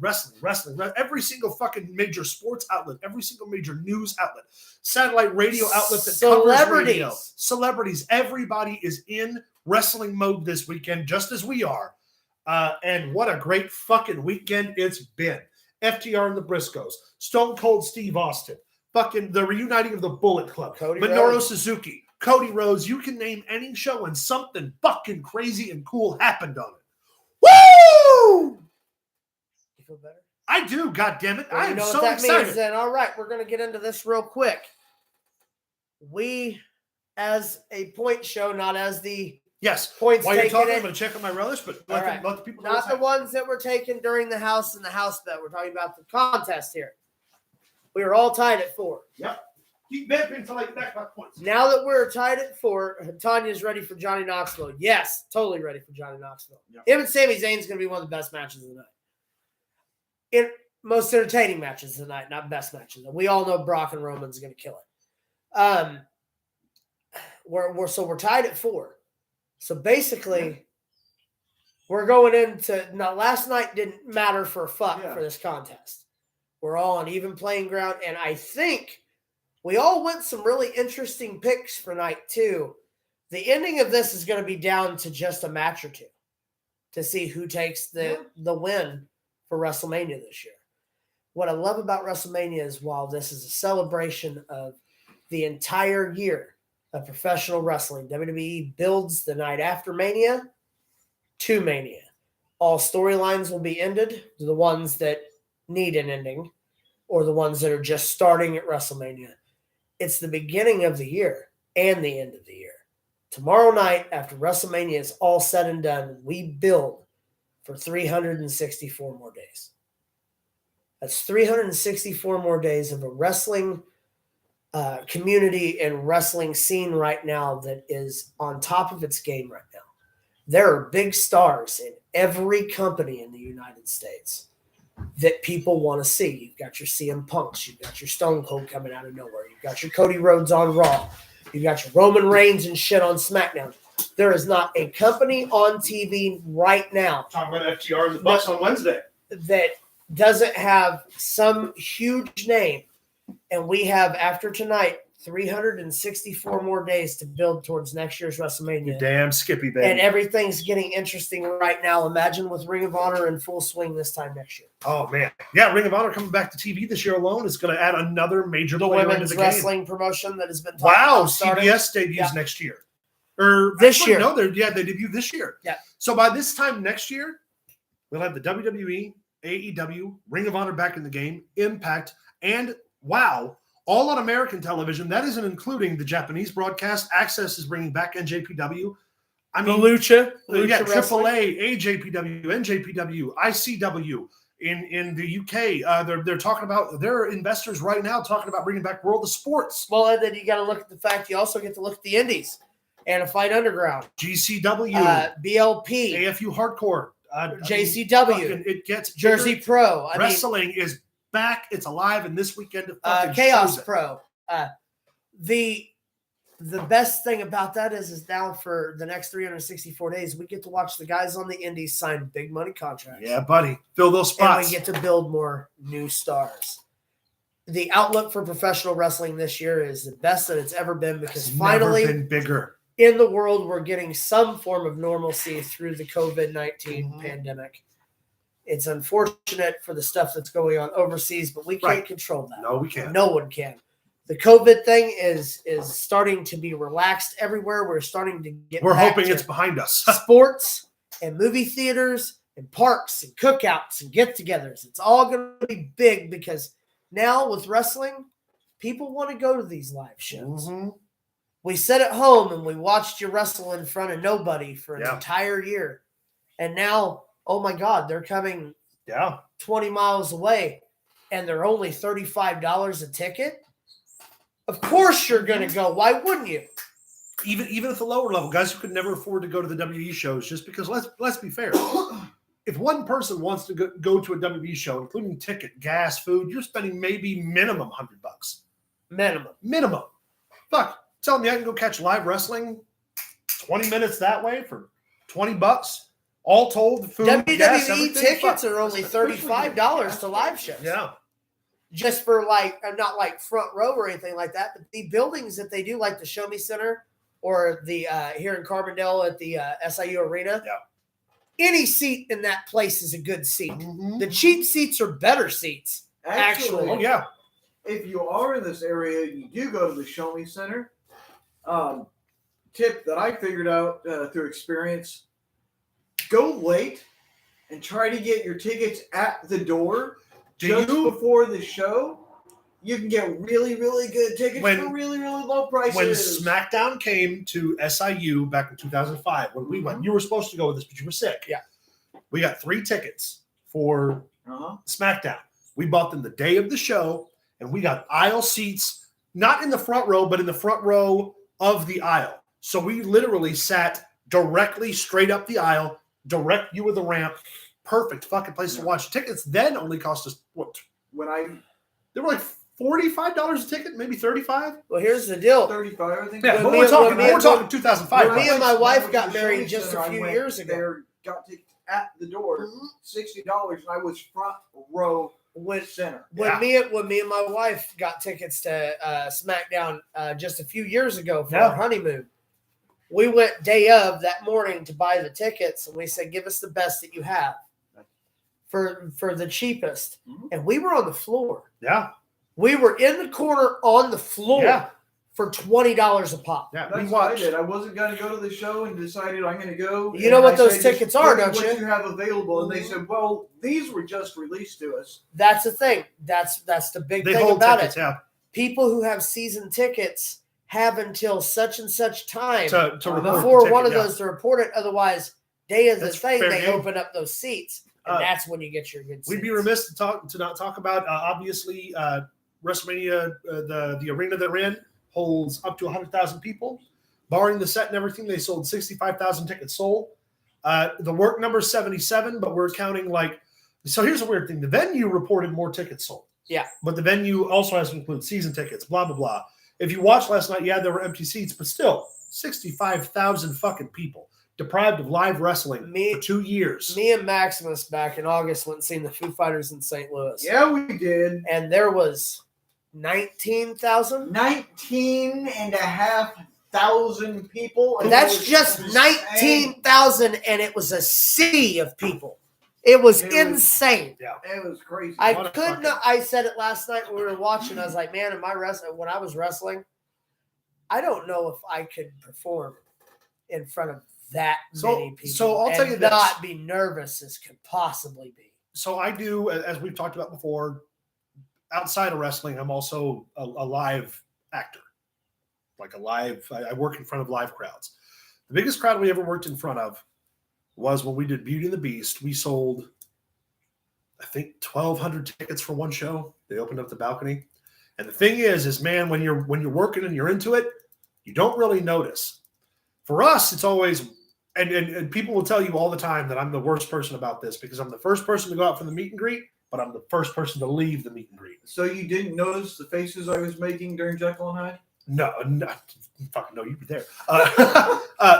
But anybody who'll tell you, like, I'm the first person to go out, but I'm always the first person to leave because there's just a sea of people. The day we sold the 1,200 fucking tickets, I was out there for maybe 5 or 6 minutes tops because then it's everybody's flooding, and I was just like, I am fucking too many. I am going back. So I couldn't imagine because you got to think these guys have to get out of the arena. Yeah, they have to leave. When we were at the SmackDown show, we caught Teddy Long. I caught Teddy Long leaving, Batista leaving, and I waited till everybody filtered out before I met a lot of people leave. coming in. I got to the show early. Yeah, you're the dickhead who made that joke about Arn. And I got to meet a lot of people come in. Mm-hmm. One of my favorites was Mickey James. She was one of my favorites too. Or when Kennedy came in and he went to give that kid the autograph, and he goes to sign it. Sorry, I can't. It's so good.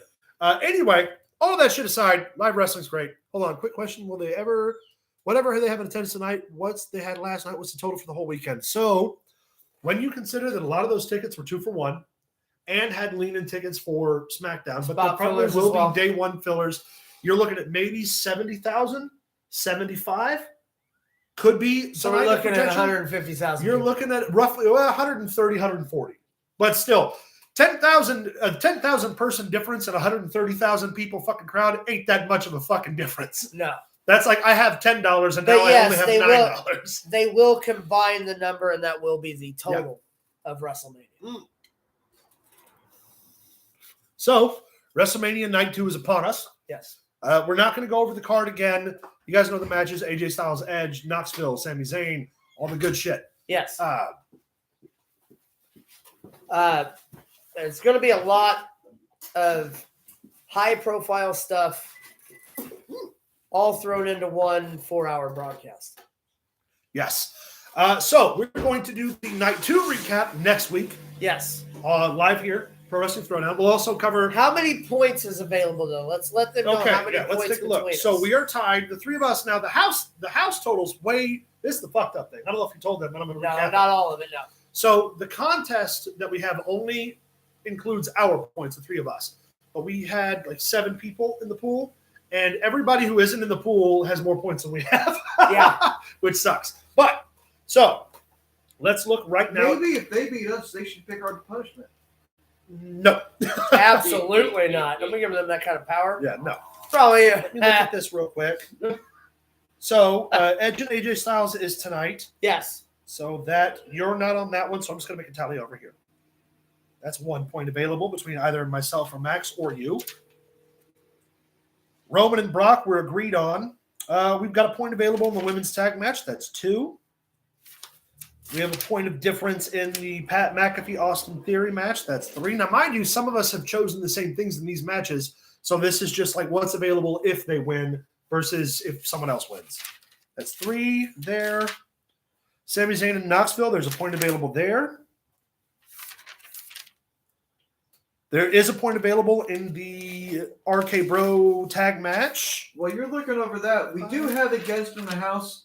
Johnny, what do you think of White Night 1? 1 point available with the Lashley Elvis match. Oh, yes. So what was your favorite match?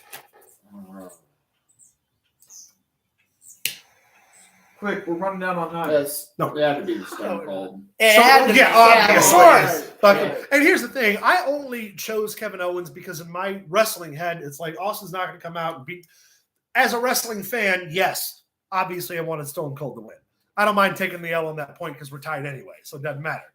If I hadn't, I'd be in the lead right now, which is such a shitty fucking thing. Yep. But that's okay because that makes it more exciting going in. So there are 6 points available all told. Okay. Which means that if one match happens, Max and I could get a point, you and I could get a point, you and Max could get a point. So we could still end up being tied, at least with 2 of us, which will come up with a tiebreaker or something. Next Sunday, we're going to recap. I have the tiebreaker covered. Don't worry about it. I bet you do. Next Sunday, we're going to recap Night 2 of WrestleMania. Raw, SmackDown, AEW, everything leading in. And set up for the Raw, SmackDown, AEW, everything leading out. Plus, I do my Danhausen punishment next week. Yes, you do. Which means in full makeup, I will cut a promo about how great Danhausen is. Despite my best interests, I'll eat the bullet. That's okay. And next Sunday, we're also going to be filming a couple of in-studio interviews with some Anaphyte Underground hardcore talent. Boom. AFU hardcore. We're going to have beautiful Brian Richards available, possibly another Bull Bronson sit down, and a couple other things we're working on. So next week, we're going to be throwing content at you all fucking week, baby. Since we have covered Mania. Yes. We've covered all the shit fest this weekend. Yes. It's time. What? Is it time? What? What time is it? What? What Vader time's on the time? clock? Is it Vader time? It's Vader time. Vader bomb. They've seen it. Seen it. Yeah, it's fine. No, it's that time. All right, Maximus. It's time for our favorite segment this week and all weeks. It's time for birthdays. Bullshit. Max, take it away. All right. I'm going to beat you. No, you're All not. right. We've got it's a small handful of wrestling birthdays. Then we got some celebrity birthdays. If we got time, we're going to get into a little bit of bullshit, some stuff. We got time. We got plenty of time. Hey, time. All right. We earned it through the subscribers. We You're got all damn the right. time in the world. Okay. Let's get it started then. All right. Today, Lance Storm has a birthday. Okay, so How topical is Jericho's that? 52, 54 years old. 53 years old. 53 years Good old. catch. That's right. You're All welcome. right. Fuck. Jesus. And we're going to jump to the 5th. Holy fucking Where carrot we checks. have, Hold on, Max. Okay. Hold on. Hit yourself on the line. All right. All right, Max, go ahead. Hey, see what I put up with, Johnny? Yeah. Oh, this is the bare minimum. You hear the shit we talk Yeah, about now on this is a camera. light day. An hour and a half in. This is a light day. We haven't even got to the food yet. Let's jump to the 5th, where we will have Sika Anoa'i. Sika, part of the Wild Samoans with Afa, Oh my God. 70. 84. 77. Caleb gets one by default. By default, baby, them is the rule. He's old. What do you want me to say? Simmons is old. Well, how He should got about- hit years ago, but he can't say help because he hates his wife. How about we have two sharing his Dick birthday? biter. Sorry. Son of a bitch. We have two sharing his birthday on the 5th. Starting with DDP, Diamond Dallas Ancient. Page. He's as old as dirt. Diamond Diamond Dallas. upside down. Is it? Can I say that? Yeah, well, fuck, it's our show. Fuck him. However, as soon as you I said say that, fuck. I say fuck every 13 words. What are I want talking you to about? know, as soon as you said that, because I know the quote, in my head it was Diamond upside down, it's a pound cake. Just to edit myself for the show. All right, Diamond Dallas Page is 65 years old. Diamond Dallas Page is 66 years old.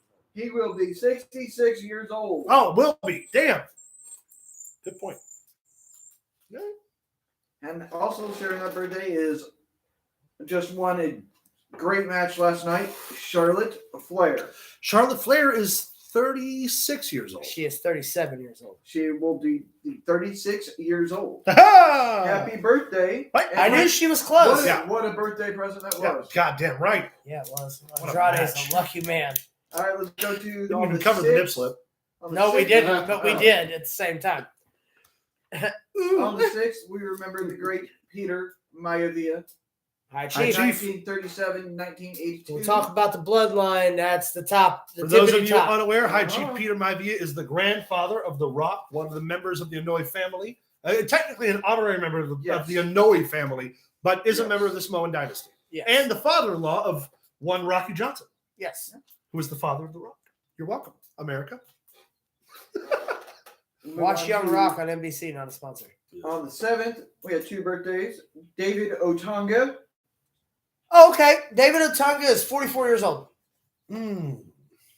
45 years old. He will be 42 years old. No Damn, point. no point. Also, we have Sanjay Dutt. Sanjay, brother. Sanjay, you work here too, brother? 47. 41. How about 40? Damn. No points. Sanjay is a young man. There's only one Oh, off. you The look old as last shit, wrestling dude. birthday I have also had a great match last night. Miss Bianca Belair. 28 years old. Bianca Belair is 27 years old. She will be 33 years old. Nice. Oh, wow, older than I thought she was. I knew she was young. I didn't think she was that old. You know what Eddie honestly. Murphy said? Money don't crack. That's not at all what he said. That's what he said. No, that's not what he said. That was. No, it wasn't. At the speech, he said, you know what they say? And he was going to make the joke about it being black don't crack, but he said, money don't crack. Oh, well, yeah, that's Yeah, for sure. tell me I'm wrong about it, Eddie Murphy. Hey. quote. I don't know. You can smoke in here. You can't. All right, let's get into some.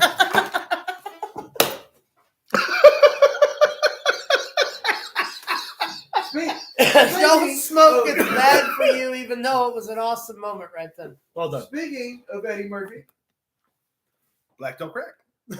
today is his birthday. 55 years old. 57 years old. How about 61 years old? Damn. Point Luke by default. Oh, yeah, because that interview, he said he was like almost 60. Because that was 2 years I ago. have two people sharing his birthday. There's several. A lot of others will be shared on Facebook. Pay attention to those. Oh, yeah. It's always I good really information. should, but I never do. It's our Facebook page. But I have sharing his birthday will be Alec Baldwin. Alec Baldwin is 56 years old. 68 years old. He'll be 64 64. years old. I knew he was in his 60s. Default again. It's not the fault. Those are the rules, baby. Also- it's clean. It's a clean point. We have Kobe Smulders. Who? Was on How I How I Met Met Your Your Mother and went on to play in as a member of the Marvel. MCU, and she was She was Rachel in How I Met Your Mother. Her aunt, was it Rachel? no, she the roommate. The one that the dad ends up going with after the mother dies. I didn't Yeah. watch Robin. that. Aunt Robin. Robin. Okay. Yeah. Robin Sparkles. Okay, Robin. All right. Yeah. I didn't say it was Robin. Um, Oh, fuck. I wouldn't have a clue. 47. 35. How about 40? I'll take it. Caleb 5, Luke 3. Get closer, baby. All right, on the 4th, Close enough. tomorrow will be Robert Downey Jr. Somewhat of an MCU day, isn't it? It is. MCU Day. 60. 58. How about 57? Almost. Oh, close. Damn. Damn. Also, we will have Hugo Weavy. Hugo Weaving. That's what I said. Agent Smith. Well done. Elrond. Elrond of the Lord of the Rings. Also was Red Skull in the first Captain America movie. One of them. The first And Captain they America just paid the other guy I to act said like he was somewhat of an second. MCU day. Shit. he's got to be old. up there. 57. I'm going to say a little older. I'm going to say 60. How about 62? Nice. Caleb. Actually, to be fair, that's younger than I thought he was because I was going to say upwards of 67. But Also, a usually a side character, but great one, Mr. Barry Pepper. give me a movie or something. He was in Saving Private Ryan. He was in. I didn't write them all down. Barry Pepper. The latest one he was in was the. God damn It it! sounds familiar to me. If I I could see got it, stuff on my can I phone. see it? Well, I don't want to Google it because his age will pop up. Now, if you don't look at the age. Well, let me see if I can do it without the age. No, Go to Barry images. Pepper. He had a great role in the Green Mile. He was one of the guards. Oh, he's the guard. I know exactly what you're talking about.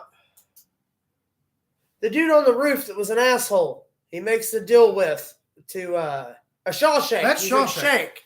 That was No, Shawshank that's Redemption. not. I'm that's thinking not of the wrong same guy. at all. Yeah. Thinking of the Is he wrong the guy. big guy? No, Green Mile. He was usually kind of off to the side, ish.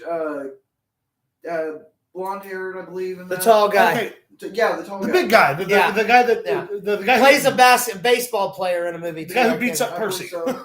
Yeah. He's in all Okay. kinds of He's stuff. the guy that beats up He- Percy. If Yeah. you ever watch Yeah. House in season 2 in House, he was the dickhead cop who Yeah. tried to get House arrested for his bike. He- Okay, He's- I haven't seen that one. Plays a dad in a lot of stuff too.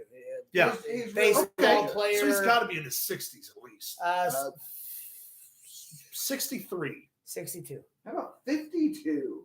No A shit. lot younger than you He think. looks, He's just been in so many movies. He plays. He seems like he should be older than he is. I'm he doing plays good, brother. in a baseball movie where he. Isn't he in 61 with Yes, that's With exactly Roger Maris the and movie. Mickey Yes, yes, it is. he plays the pitcher on the Yankees team in 1961. Yep. That's him. He's in a lot of really good stuff. If you don't know him, look him up. Yeah. Barry Effort. Also, one of the best baseball movies ever made, 61. If you haven't watched it, Yeah, it's fucking fantastic. It really is fantastic. It's all about Roger Maris and Mickey Mantle. It also has my favorite quote ever from Mickey Mantle that he gave in a live interview. They asked Mickey Mantle what kind of girl he likes, and he said, "I like a girl with small hands because it makes my dick look bigger." Well, I see a candidate for sound bite of the year. You're welcome. All right, let's go on to the 5th. We start out with Lily James. She's in a movie called Yesterday. That is a fantastic movie, Yes. one of my favorites. She's also had a lot of other small parts and a lot of movies I wasn't familiar with. A lot of looked I like don't think I've seen B-rated type Yesterday, movies. so I'm not sure. I'll just 25. That's 27. She will be 33. Yeah, she's young. She's a Well, good actress. She's more of an independent actress than a Yeah, mainstream. gotcha. Yeah. I should Yeah, really should she's watch really good though. She really Dude, is. you She's need to very watch talented. Yesterday. Yesterday's fantastic. All right. Also on the 5th, we will have Haley Atwell plays the new Agent Carter, it. Mm-hmm. and in a few other things I can't remember. 37 years old. 35 years old. How about 40? Oh wow, we're catching up. Damn. She's the one. She caused a big controversy because she wanted Agent Carter to be in one of the Marvel movies, and got really mad whenever they featured Agent Carter's granddaughter instead. Yeah. I have U6, Caleb 5, or Yep, 5, 6 and 5. Okay. Make sure it counts the same. All right, then on the 6th, we have our next Avenger, Damn, it is a Marvel weekend. Paul Rudd, Mr. Ant-Man. Fuck. 46 years old. 40 years old. How about 53? 53. We're tied up. See, I was going to go older, but I wanted to take the shot the other way and say younger. Yeah. Mhm. He's surprisingly older. Yeah, he is. He I forget that he was on Friends. He was on Clueless, too. Yeah. He shares his birthday. He is, I think, my last Avenger on the list. He shares his birthday with Billy D. Williams. 77 years old. It's got to be up there because of Star Wars, obviously. Mm-hmm. He was in Star Wars. Who did he play? He played Han Solo's friend. What was his name? I don't remember. Lando Lando Calrissian. Calrissian. Thank you. Yeah, I don't know why I forgot that. You're only as strong as your weakest link. Hello, weakest link. Bitch, please. I'll beat you with him. Kashyyyk. Um, Chewie's home planet is Kashyyyk. Kashyyyk. Never. wasn't even in the original movies. He was his sister. He knew there was something innate. You ever watch Fanboys? Do yourself a favor. Watch Fantastic. Fanboys. Billy D. Williams, 70. Let me say 70. 77. 85. Dang, Luke takes a win. Or takes the lead, anyway. And let's see, also on the 6th, I guess I forget that because I always forget that Harrison Ford's older than I always think he is. Like way older than I think he is. So we also have Michael Rooker. Right on, Merle. Walking Dead. Merle, okay. Walking Dead, Days of Thunder. Sons of Anarchy. Slither. Yeah. He's great in Slither. Fucking fantastic. Oh, he's a creepy son of a bitch. No, in Slither, he Great. plays like a genuinely decent dude who just gets infected with aliens. It's so shitty. Yonda? Is that what he is Yonda. in the Guardians movies? Mm-hmm. God, he is. So he is. He is another Avenger. Yeah. Yeah. He's got to be in his late 60s, I would think. 65. I'm going to go 67. How about 67? I 8 to love 6. Michael. I love Michael Luke's in the Rooker. lead. He's 6, fucking everything. You He know- was also you- in one of the Marine movies. Yeah. To dial the curtain back, Or- when we first started No, watching. that was Patrick. He was in it too, Different but I'm movie. talking about one of the sequels with the Miz. Miz, yeah. Oh, I didn't watch those. When he's we in one. first started watching The Walking Dead, after season 1, you had talked about how much you wanted him and the black guy with the staff to come back. Yeah. And actually, during one of the big cliffhangers of was it season 4 when the black guy came back, Luke called back too. He's really good at this shit, y'all. I'm telling you. Between the two of us, TV and wrestling doesn't get by us much. No. That's why Amanda hates watching movies with me. Because like 10 minutes in, I'm like, this happens. I can't watch movies anymore. That's why I watch a lot of YouTube because Yeah, they no don't movie surprise us. surprises me anymore. All right, I got 4 birthdays left. And I'm up. We'll have You're up start by off 2. with the final one for the 6th would be John Ratzenberg. He was I reached back to Toy Story. He plays the voice of the piggy bank. He's also in Cheers. Cheers. He Oh, played Cheers, the yeah. Cliff. That's Cliff. it. I couldn't remember his Cliff name. from Cheers. Oh, God, 80. He's been in a bajillion. 78 different years movies. old. 80, easy. He said 80, Yeah, he said 78. 75. Damn, no point. No No point. I thought he was older. No point. All right, Caleb. Actually, I Three thought he left. was way Yep. You're older. down by 2. Hey, that's all right. If I lose 1 week, it's not that big of a deal All right. because I'm going to win all of the points. We have 2 on the 7th.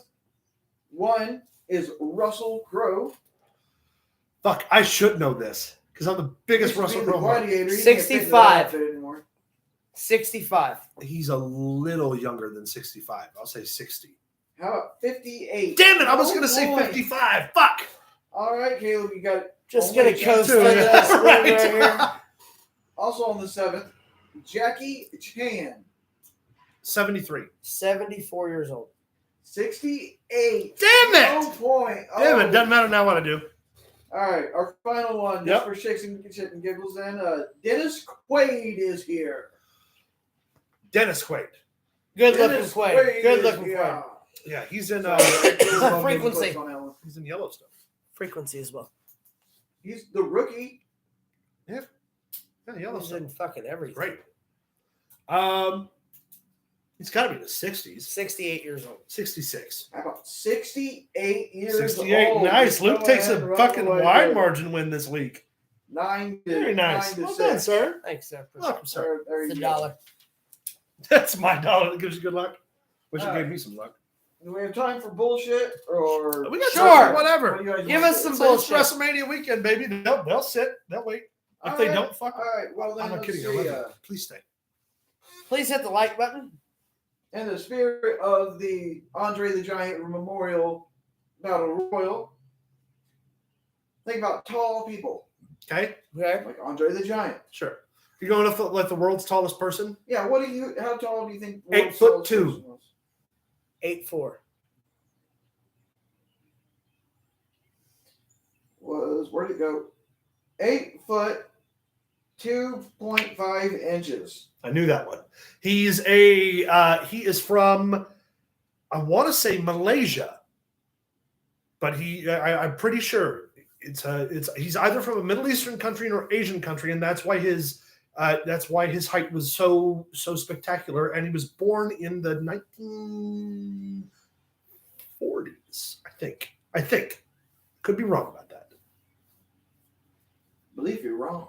Oh, what? What is it? No, this could be wrong. Sure. What's up, John? Go ahead and ask This your is question according while we're to doing the this. records I found. I think those are from the Guinness Book of Records. Okay. No, 1902. Oh, Edris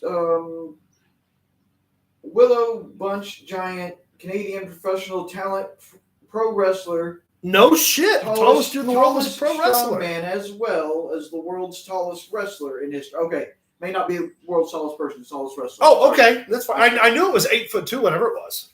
Yeah, I think the world's tallest person overall was actually like 8'4". I think is what I saw. Right. Yeah, Yeah, I've talked to Rob lately. the world's tallest wrestler. He normally tunes in every Sunday. I don't know where he's at this week. Nice. Yeah, then he had, I think he had the Giantitis. Yeah. As well. Yeah. There's one. Let's see what else we got here. Did you know that Google is not the original name for Google? What do you think was the original name for Google?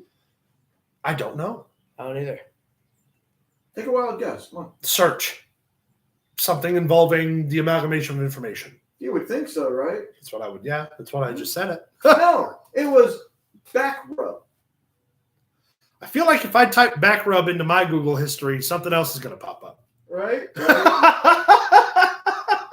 Yeah. There's a good chance. Hold on. Let me back rub it. That sounds awful and kind of sexy, which I'm into. He is. Wow. See, did you know that Barbie has an actual, has a full name and everything? What? Yeah. No, I did not know I that. didn't Barbie either. has a full name and address. What is hometown. Barbie's full name? Barbie doll's full name is Barbara Millicent Roberts from Willows, Wisconsin.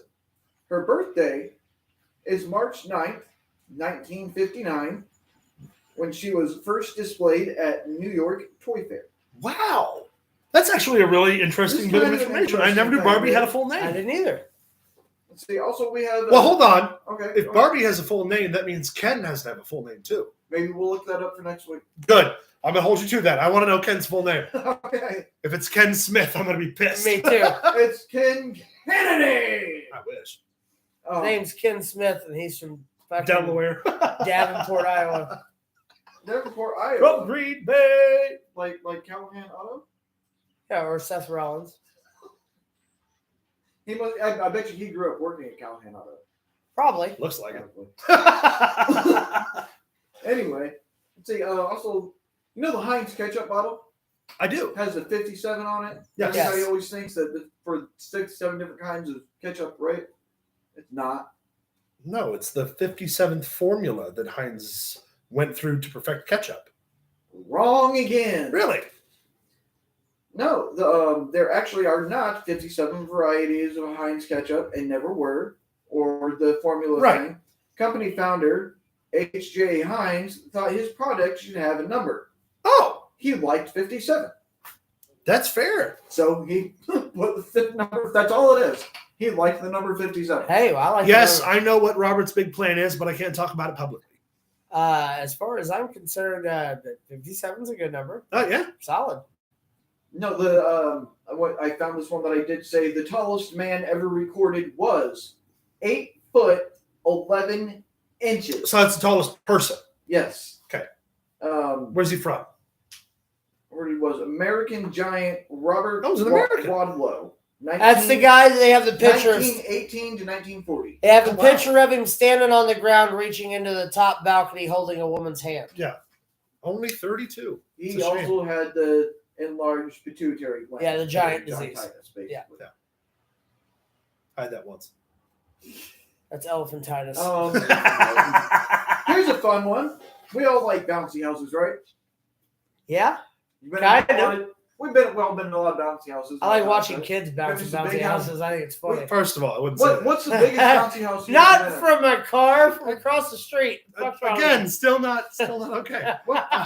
What's the biggest bouncy house you've ever been at? I don't know, motherfucker. I didn't get about my mom didn't have friends who had bouncy houses. Mine My mom had- had friends who had crack rocks. They had bouncy houses, but it was more of a laundry bag. They just shook him around. How Pondo's booked for JCW that night. That's why he won't be there. How about this company is what is it? The Big Bounce America, touring an inflatable amusement park. An inflatable amusement park. I heard you the first time. entire thing is big giant castle. I ain't getting on a regular roller coaster. You think I'm gonna hit one made out of rubber there? 433 square feet of inflatable fun. That sounds awful. That sounds like hell. That sounds what that That is. sounds like I want to go right now. That sounds like Coach's prom date.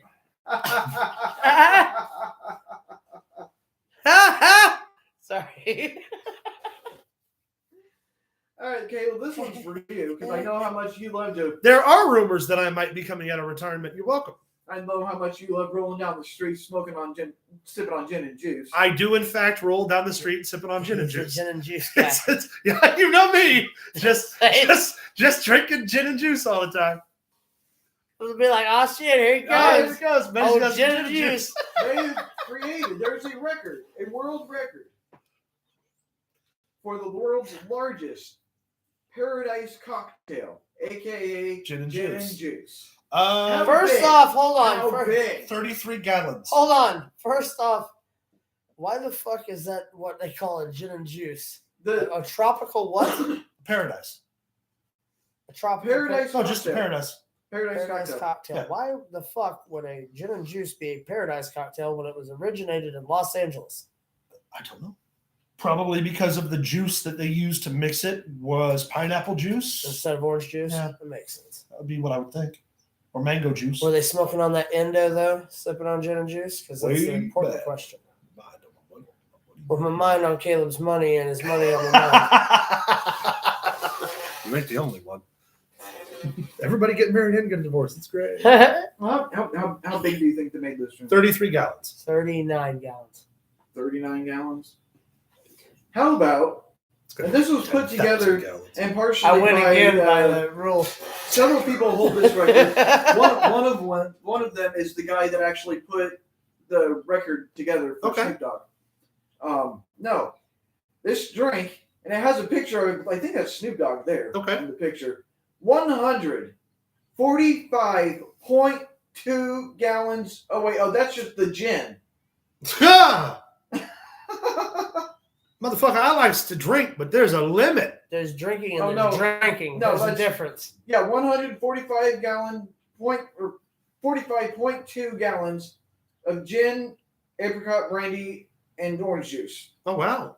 That's crazy. Yeah, all of it.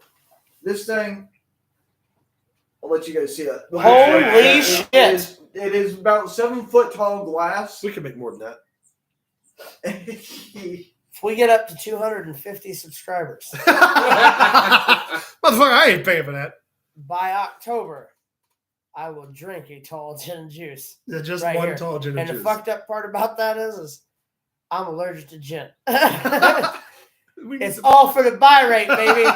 We Hit need those to- fucking subscribe buttons. You ever Sorry. had the opportunity to get in your car Uh-huh. and like just drive it off a lot? Uh-huh.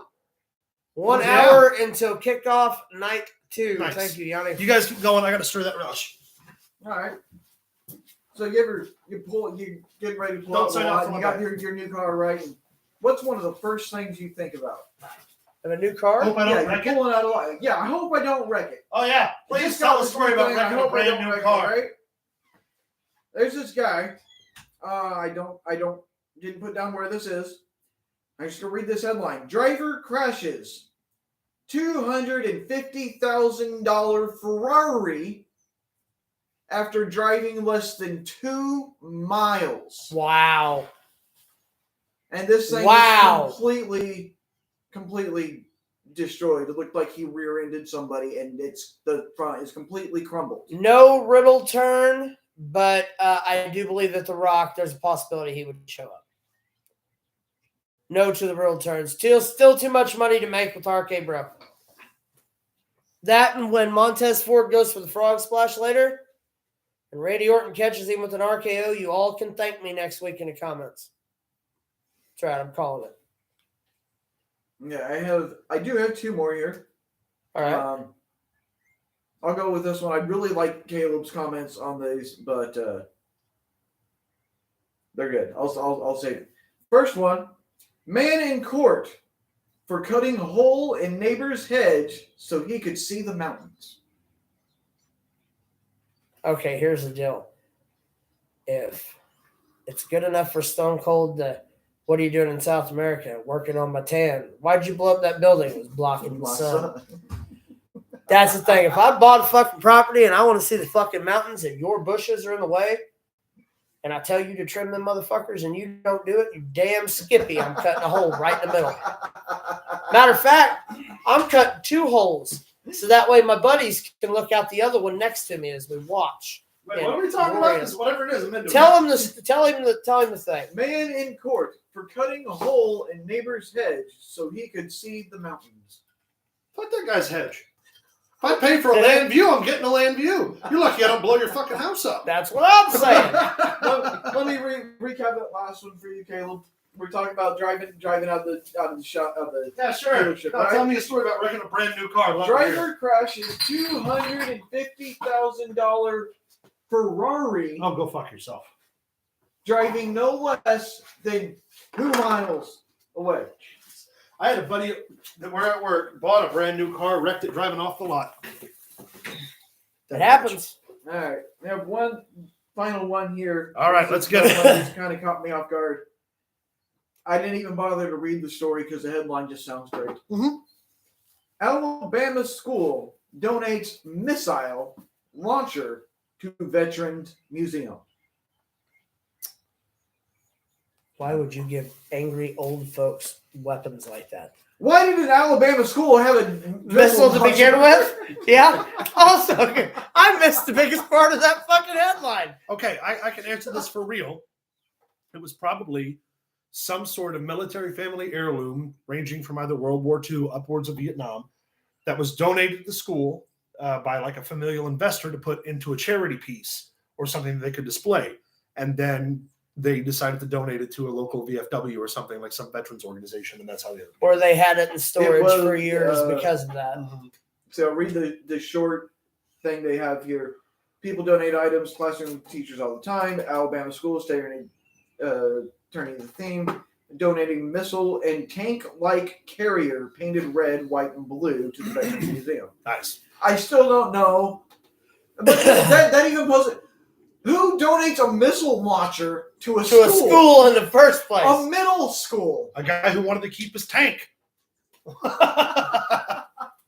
Hey, look, hey enough- Junior, better have straight A's, otherwise Hey, you're going to have to pull out the launcher. enough You'll want the PVC launcher. and black powder. I can create a missile Wow, launcher. I It's am not that being tough. like incredibly creepy with most of this shit and not realizing it until now. Talk about corporal. I was talking about bouncy houses and watching kids from across the street. Weird. It's all comedic. I don't mean it. The beard and long hair are just a coincidence. As his neighbor, it's. I don't drive in a van most days. I'm We sorry. used to have a bunch of them, but we don't know where they're at. Where are they? Asked if we had any of the old RCW shows or some of the backyard shows we did. Not on Actually- DVD. They're on VHS. VHS, Actually, baby. should be. We do have some of them that are on YouTube. Mhm. If you look up RCW 62812, You can see all sort of the old RCW stuff that we built in a ring that we I built. was actually talking to Luke earlier today about that I think I might start sharing some of that content on our Facebook I for Throwback Thursday. Want us to do a live watch along of the Monster Eclipse versus Max Fury match. Oh, dear. Oh, down. You know what? I would have no commentary because I don't remember I'll it. tell you what.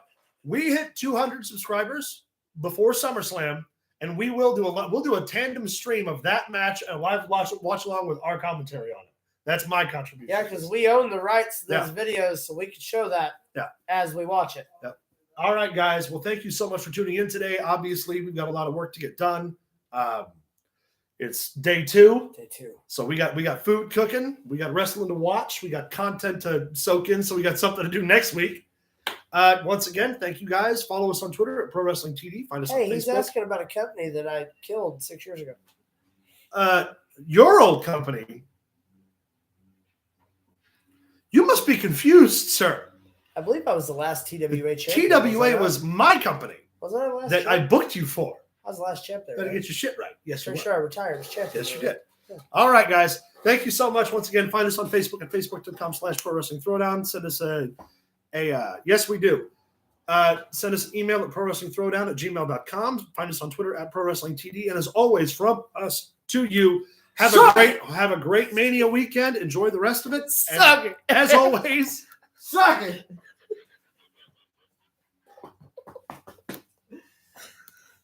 suck it in the ring. Suck it in the Keep ring. it in the ring. Keep Don't it in let the it ring. out of here. 5 middle-aged men did that segment. Boo! Let's get ready to take a Suck break.